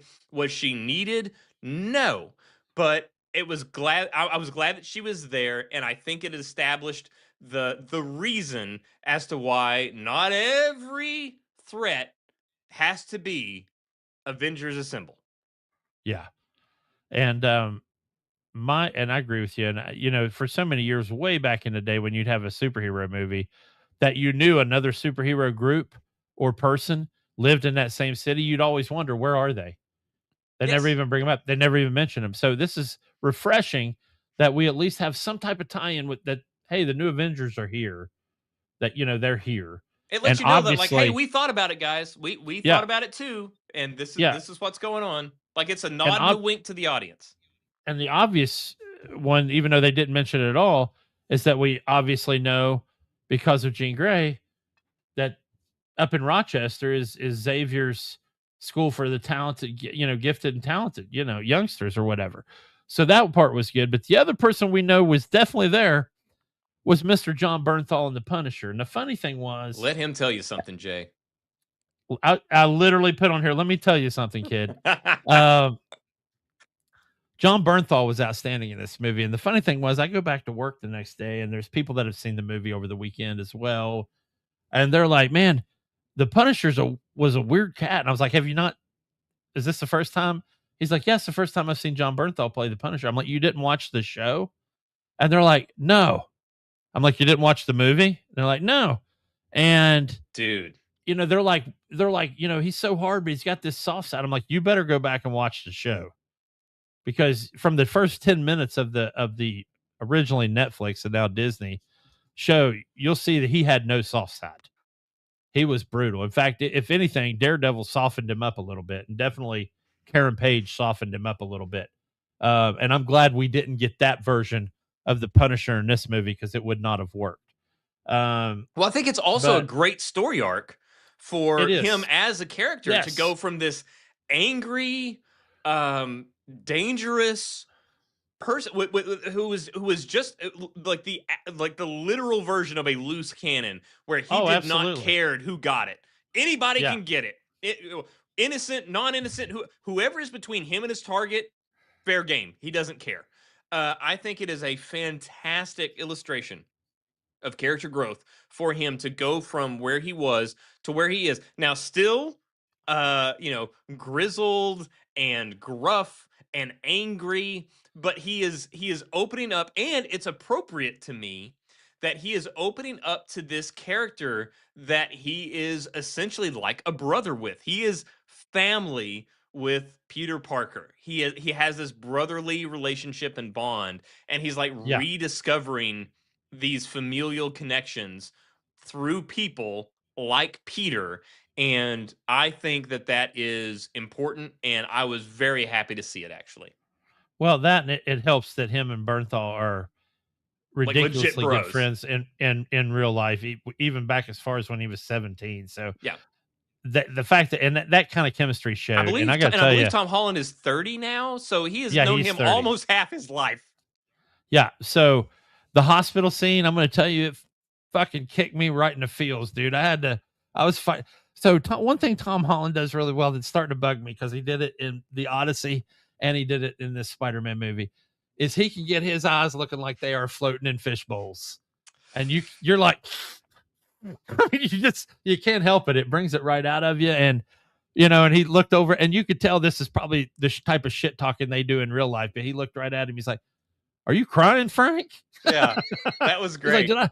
did I get the Punisher to cry? He's like, no, man, you did. And I'm like, and I'm sitting there, I look at Jason and I lean over at Jason. I'm like, man, I'm crying. I hope somebody else is. But Well, I think um, there's a lot of people that can relate, because I could relate to that like on a really heavy level, because I had a friend who's no longer with us that yeah, had an illness, and that's the kind of way that you would joke about it, yeah. and you make light, and they're not there, anymore, and but that kind of gallows humor, I don't know, it It's the only affected way to me. be, man. It I mean, it's the only affected thing me. what else are you going to Um, do? and I guess You let's know? just we're not this is not going to be organized. We're just going to jump around. We're just going to jump around. Um, First of all, yeah, Punisher and his relationship, I think, is like a co-star in itself of the show. Yeah, Um, Punisher was in it more than I expected him to be. absolutely. I expected that he would have, obviously, a very noticeable and impactful presence. It was more than I expected it would be, and I was very happy for that. I did not. I thought that scene that they showed in the trailer on the street, I thought that was going to be it. I thought it would be more than that. But I did not expect it Yeah. to be like a straight up co-star. I mean, yeah, this was literally a supporting character. Yeah. He had more screen time than Banner, and that was the Hulk actually had a less of a role than I anticipated, and the Punisher had more. I feel like Mark Ruffalo has turned into MCU's technical consultant. Like, hey man, we got like a 5-minute gap. You think you could fill this? Could you be like a college professor or something and sell Tom on this inhibitor thing? And then we don't need you for much more than that. And then, I feel like that's his role anymore. But I mean, he's gotten older as well, so I get it. But talking about the Hulk, we obviously got to see Hulk and Punisher in the same room. We got to see Savage Hulk, which we have not seen since Avengers. I mean, not even then, because that was the whole thing. Is like, that's my secret captain.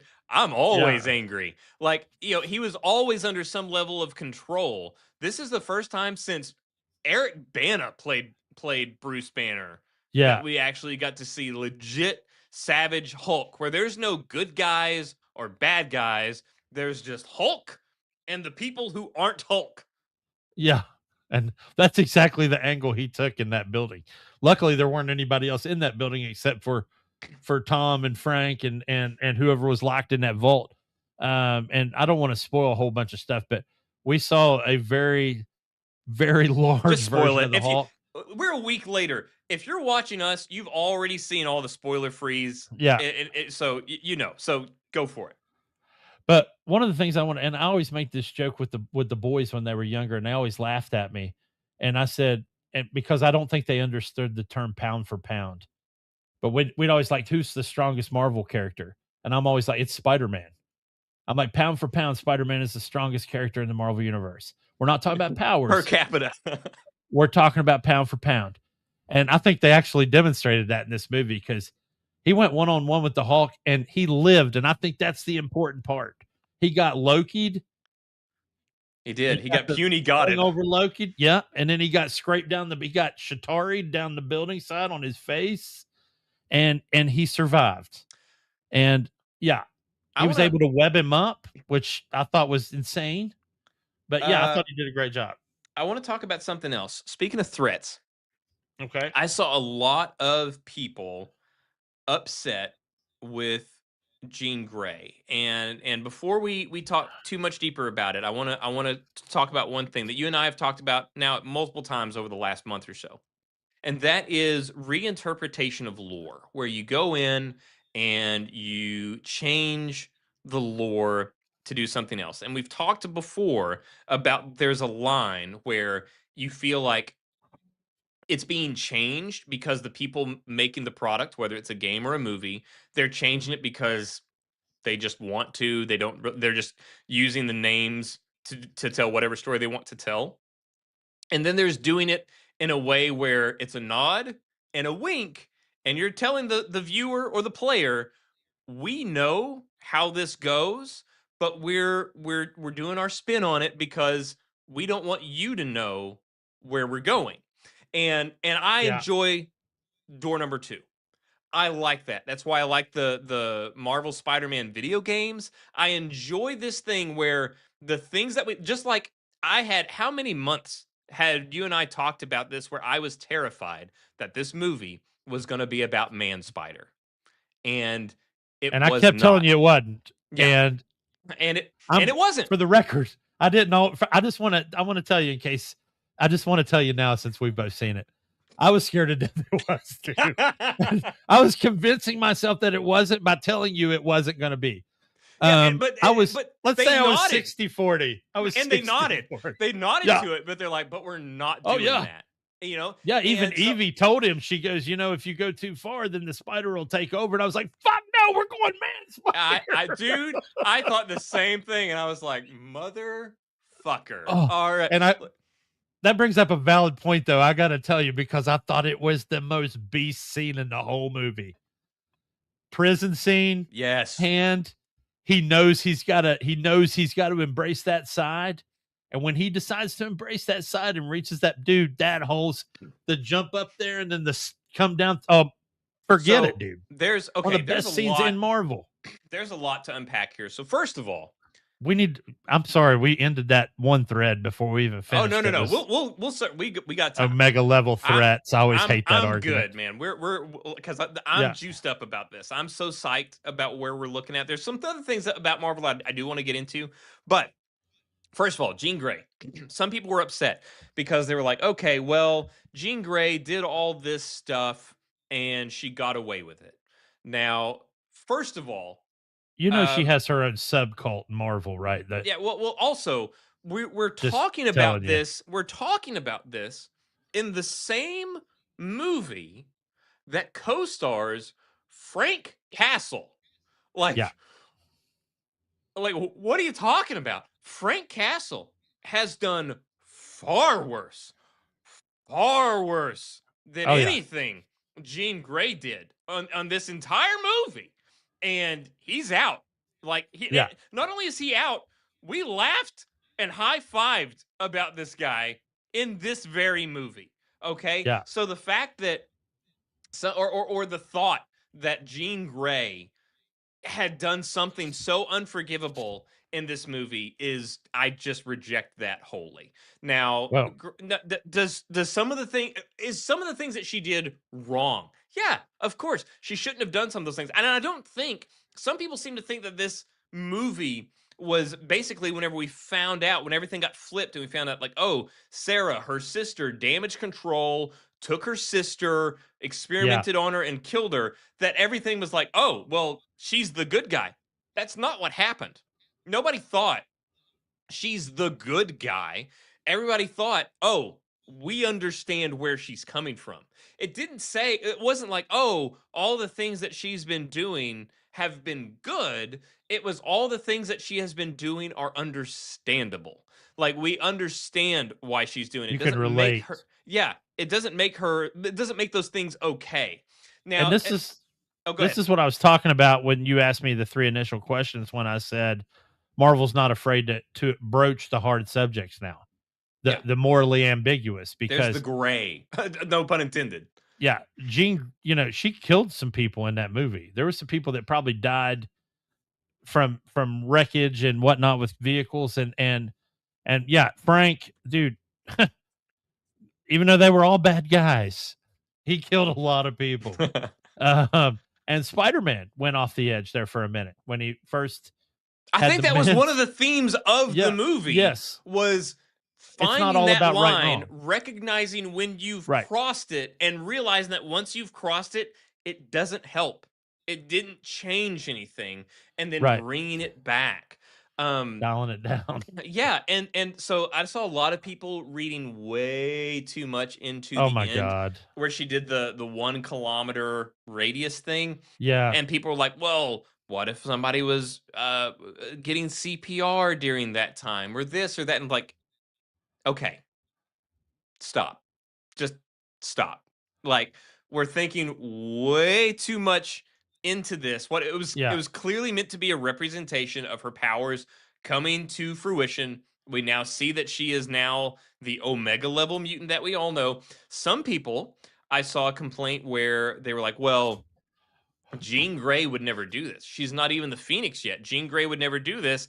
And I respectfully disagree. The whole thing about Jean Grey has always been her discipline, but that discipline comes because she knows what happens when she loses control.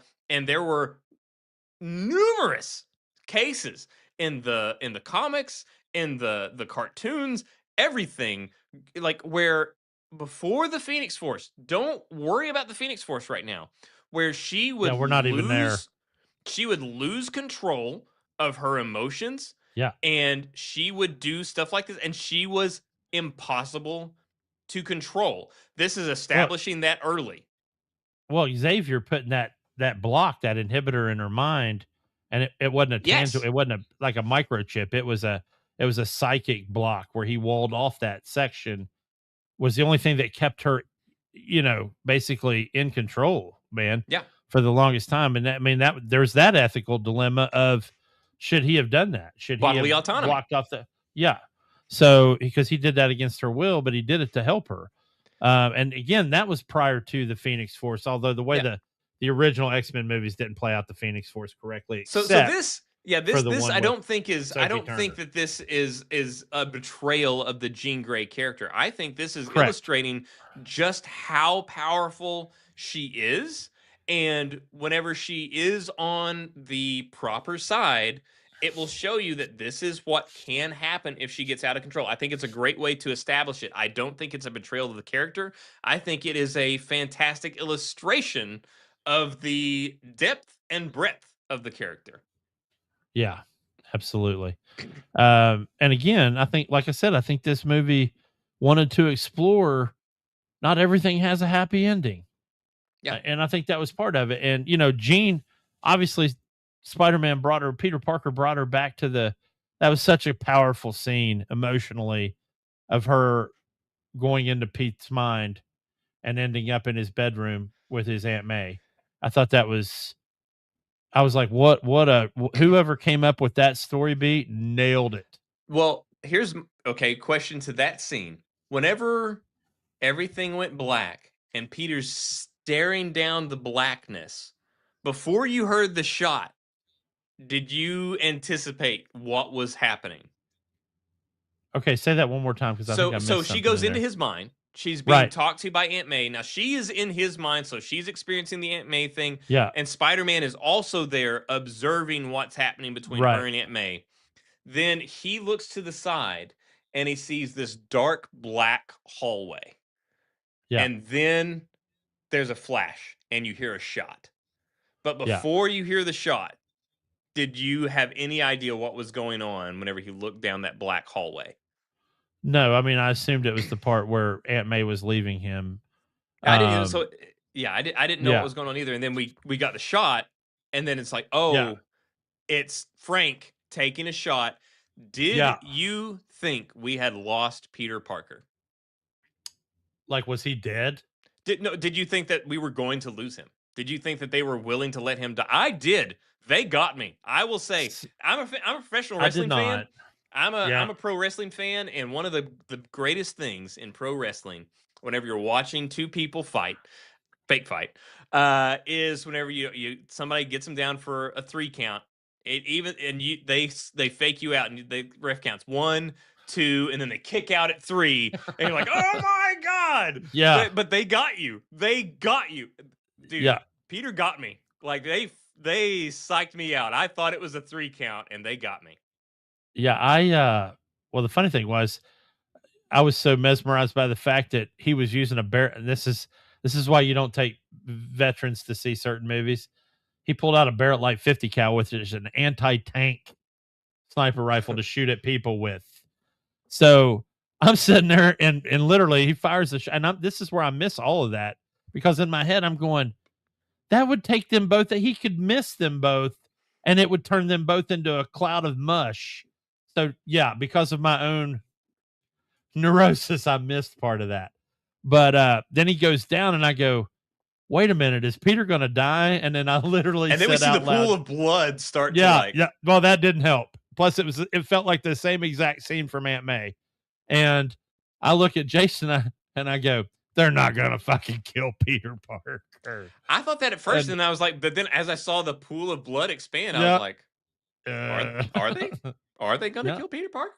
And I'm like, well, I guess Miles is gonna show up at the hospital, but Yeah, yeah. I'd be like, okay, let me take that torch from you. Let me pry yeah. that torch out of your cold dead hands. Of course, now we Um, know that dude, Frank is now one of the people who has donned the Spider-Man suit. yes, and which the memes have been great, but Yes, also they have. we got that iconic Civil War. And you'd mentioned the numerous Oh comic book yeah. covers. We got that iconic comic book cover of Frank Castle carrying in a Spider-Man in Oh his yeah. arms, clinging to life. Obviously the context is different, but that is 100%. It was a one for one shot. Oh yeah. It was beautiful and heart wrenching. Um, so one of the other things that uh wanted to get on was a huge theme that happened in the movie was not just what had already occurred between Peter and MJ and uh, uh, Ned, but it was also just going forward. How not only had he pushed them away, but he refused any additional entanglements. Like there was a scene where a girl flirted with him, barely Yeah. flirted with him. And She's he like, blew "Hey, her off like a yeah." bad penny, dude. She was not only did he blow her off, so he, like meets her on the elevator, and she's like, "Hey, I think we live on the same floor." And he was like, "Oh, yeah." And then immediately he's like, "I need to move. I need to move somewhere else because Yeah. like I can hurt this girl." It's like he has gotten so he thinks he is so radioactive. Like he can have no entanglements. So, Oh shit. I never sorry. I no never go. got to ask you, what did you think of the 4-year time jump? So That was insane. I mean, that's what I expected. I expected that Wow, okay, I did to be the not. case. Well, whenever I was talking about the montage last week, I was like, I Yeah. expect a lot of these criminals to just be part of a montage to show the passage of time, and I Not 4 expected that years. it was going to be something like that because they need to establish him. And we can talk about the Spider-Man suit and the way that it evolved as well in this movie, but yeah, that I anticipated, and I'm glad that they did it, and I'm looking forward to once we get through Doomsday and Secret Wars to having a solid timeline that we don't have to, you know, get weird about anymore.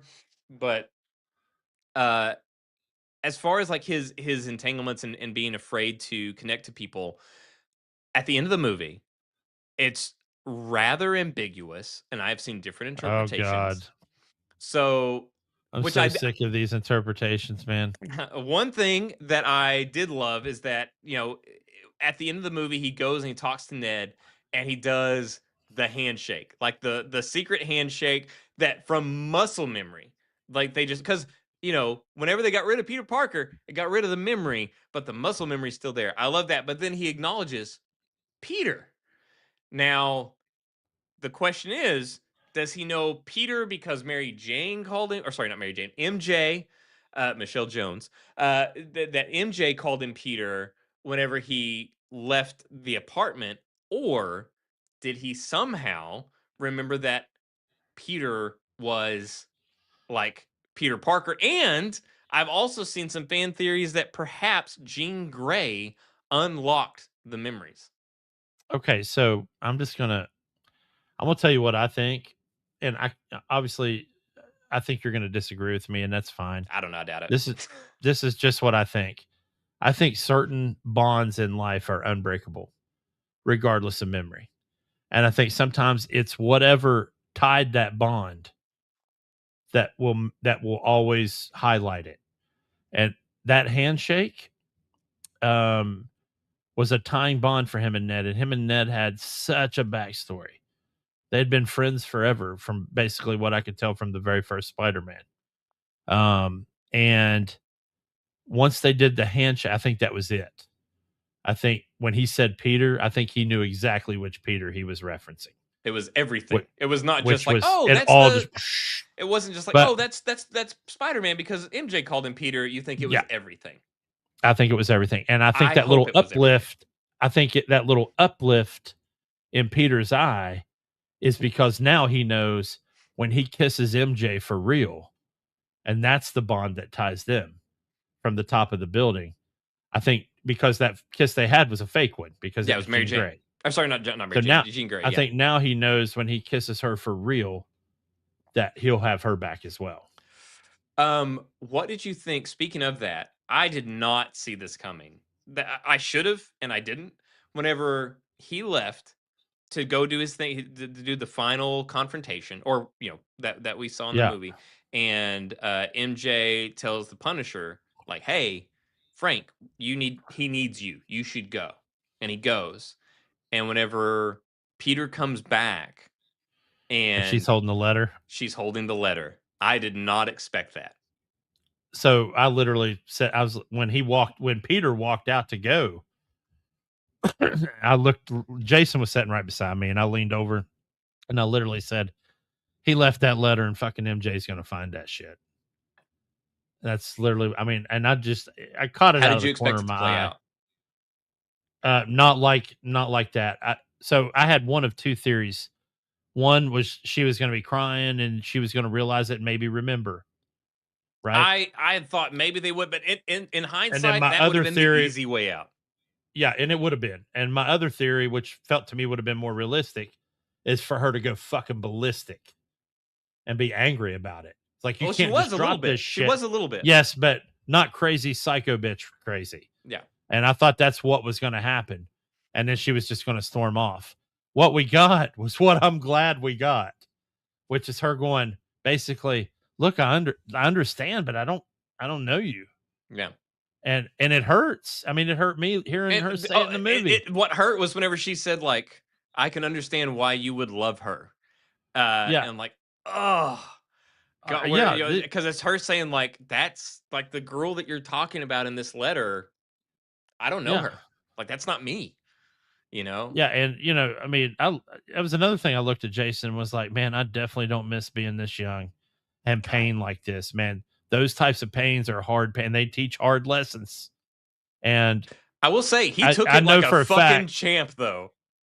Yeah. And then he had to fly her ass home, which is also classic young. Here, let me fucking cut your guts out. And then I need a favor from you, Yep. you Yep. know, classic.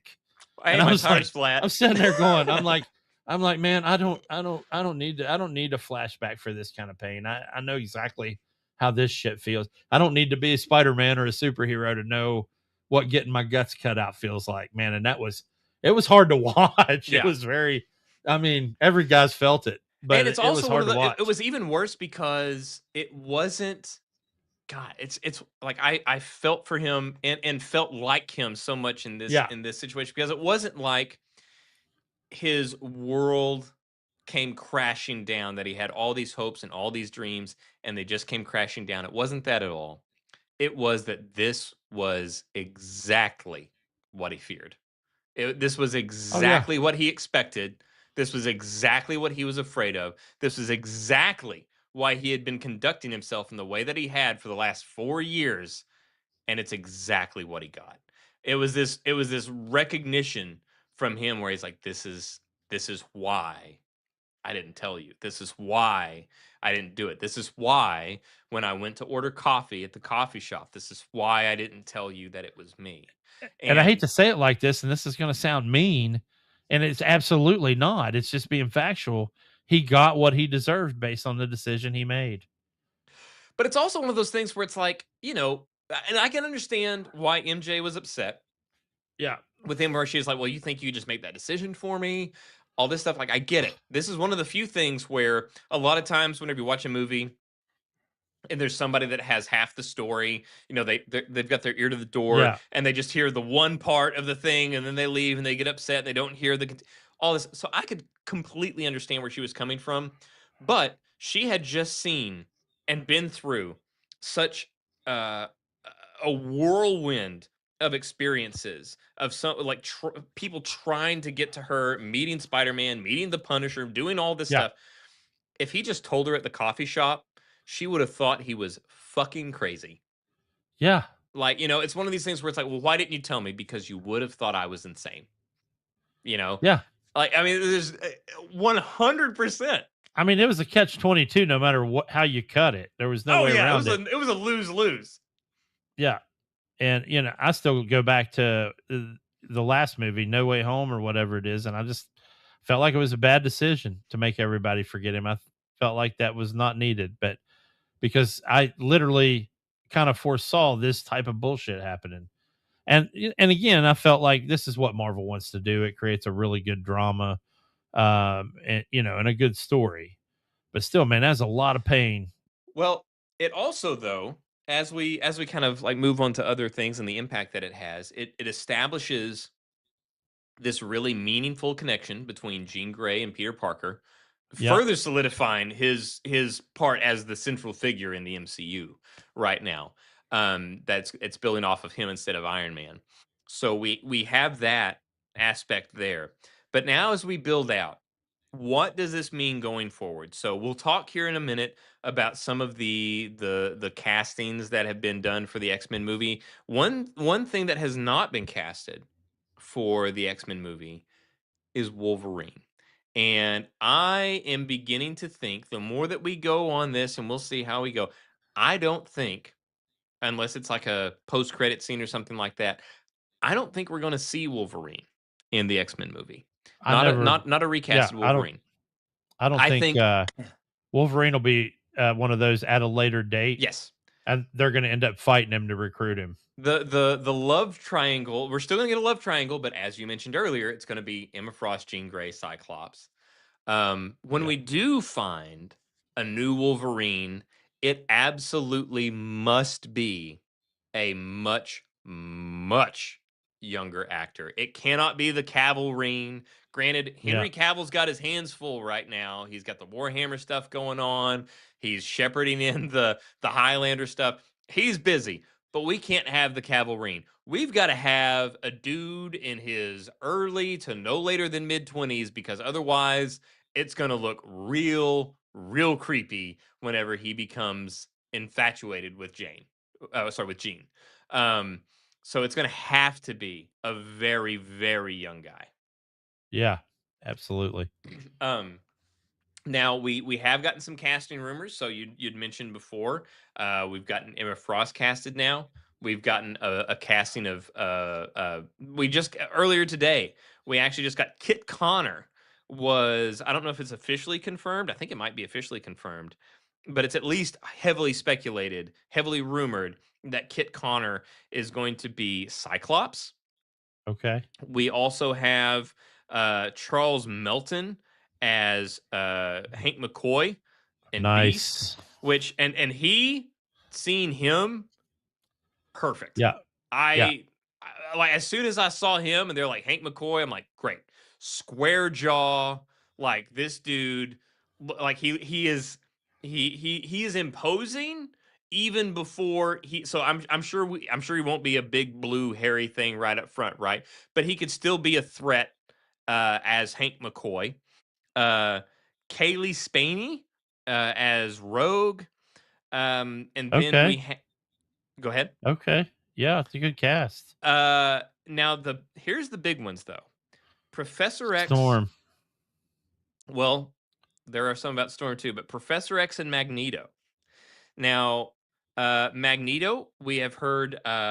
What's the guy from that plays Soldier Boy in The Boys?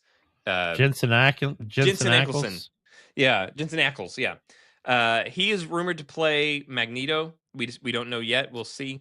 Adam Okay. Driver has been thrown around for Magneto, but that's actually been more recently adjusted to be Mister Sinister, which could be interesting. The really intriguing one is for Professor X.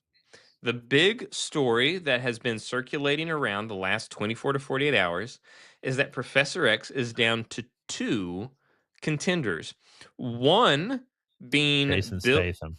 one being Bill Skarsgård, Nice. who who is a phenomenal character actor. Yeah. The other being Tom Pelfrey.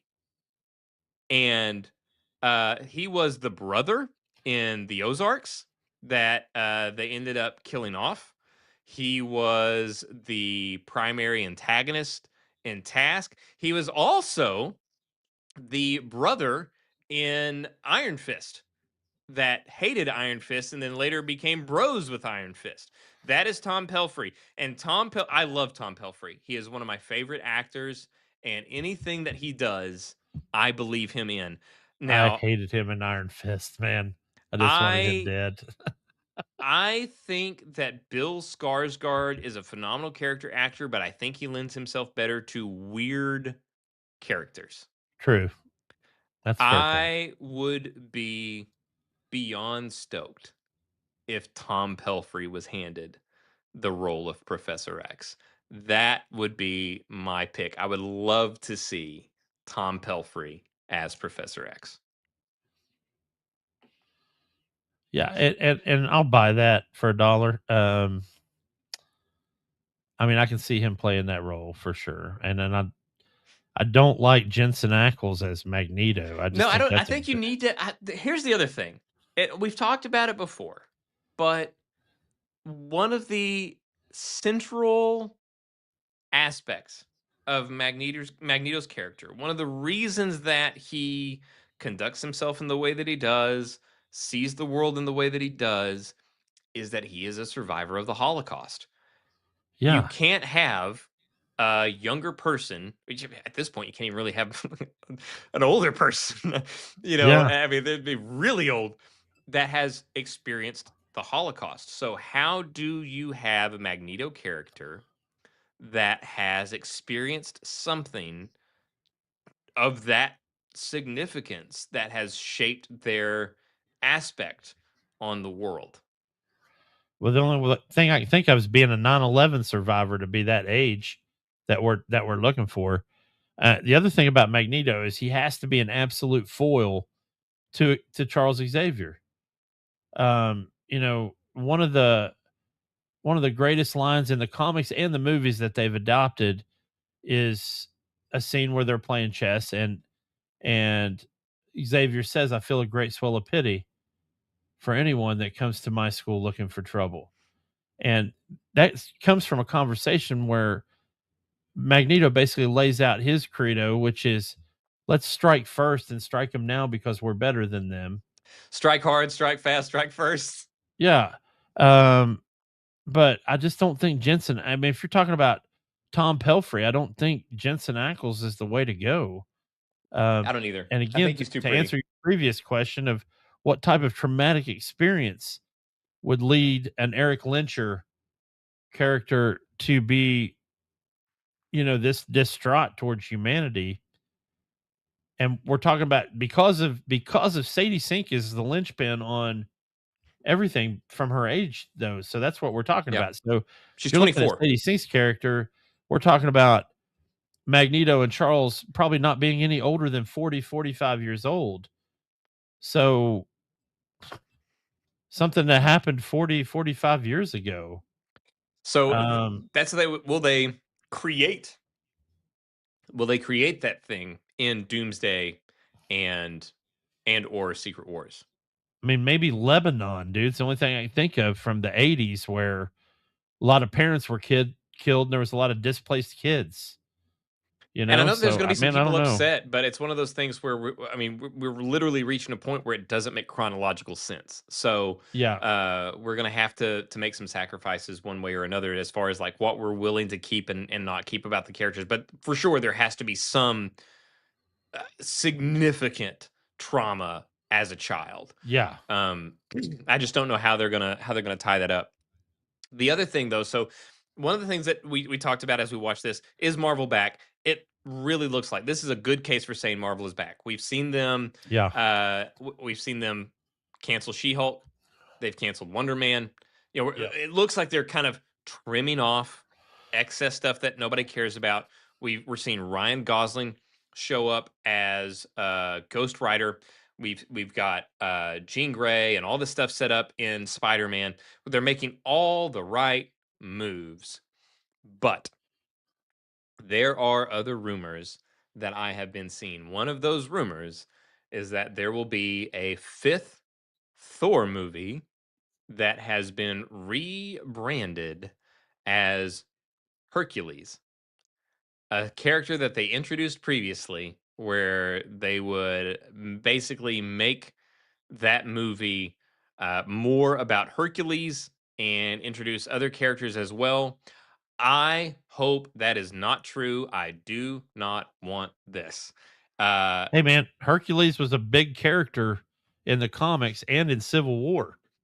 Um, but I just think we need to really focus for at I don't least disagree with you a at few all. years. Like we're just collapsing things back. We Yeah. really got to keep it close. It really needs to be X-Men. It needs to be Spider-Man. It needs to be Black Panther, and just like keep it there Yeah. for a while. Like let's not expand and Fantastic Four, but let's not go outside the universe. Let's not cross any planes. Let's not have rainbow roads. We really need to like bring it back down to like Yeah. Iron Man 1, you know, gritty, grounded, believable, relatable, before we really start pulling back again. I don't want that. I mean, call me callous, but I don't want Thor to make it out of Doomsday. I Nice. want to shut that door on Norse mythology for now. Okay. I don't know. So we'll see. I think they're taking some steps into going the direction that we want them to, where they're culling things off. We're bringing things tighter. We're more focused. But rumors like that make me nervous. So, but so far, what we've actually seen that is actionable, provable, and we can pull up on supported news sites. It's all positive. Yeah. But yeah, ultimately, I think it's great. I really enjoyed, like you said, the scene with Peter where he embraced the mutation, as it were, for the Yeah. spider DNA. I had not realized until this movie the degree to which, because we had assumed the degrees of his spider sense. They talked about the spider tingle and all that stuff in Right. previous movies. We had assumed The the Peter degree to tingle. the Peter tingle, yeah, the Peter tingle.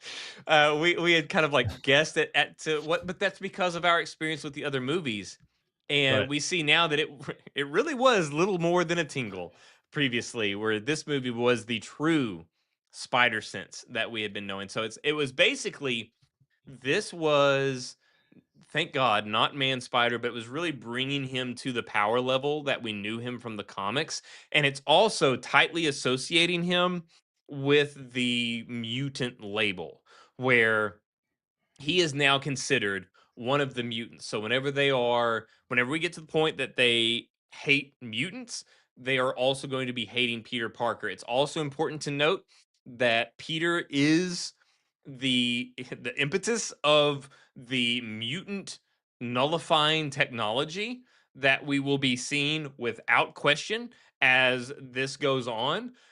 He is the creator of that. The Right. Hulk had his nullifier on. Peter engineered that for himself, then created a universal uh, uh, variant of it. And so Peter is responsible for what we will eventually see as the way to subdue mutants in the future as we go through this story. So that's also a big deal. Yeah, they need to come up with a better place to put it than on the back of the neck, because as long as the person can get to the back of their neck, Well, then maybe they'll do they a can thing get where it it's like off. an injectable under the Yeah, skin or something or like just, that. leg shackles or something. Who knows? But Yeah, so I don't know, but we'll see. We'll see where they go. But they set up yeah, a lot in this movie. We will see where we go from the X-Men. I think at the end of the movie, even though they didn't say, I think it's very clear that Jean Grey is going to be headed to the school for exceptional youngsters.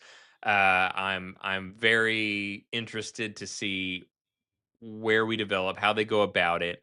Um, yeah, so I don't know. Anything else? Any other points that you want to talk about? Anything else you want to get to? I don't tonight. I think if we keep talking at our current time frame, Yes. uh, we'll still be talking when Doomsday comes out on December 18th.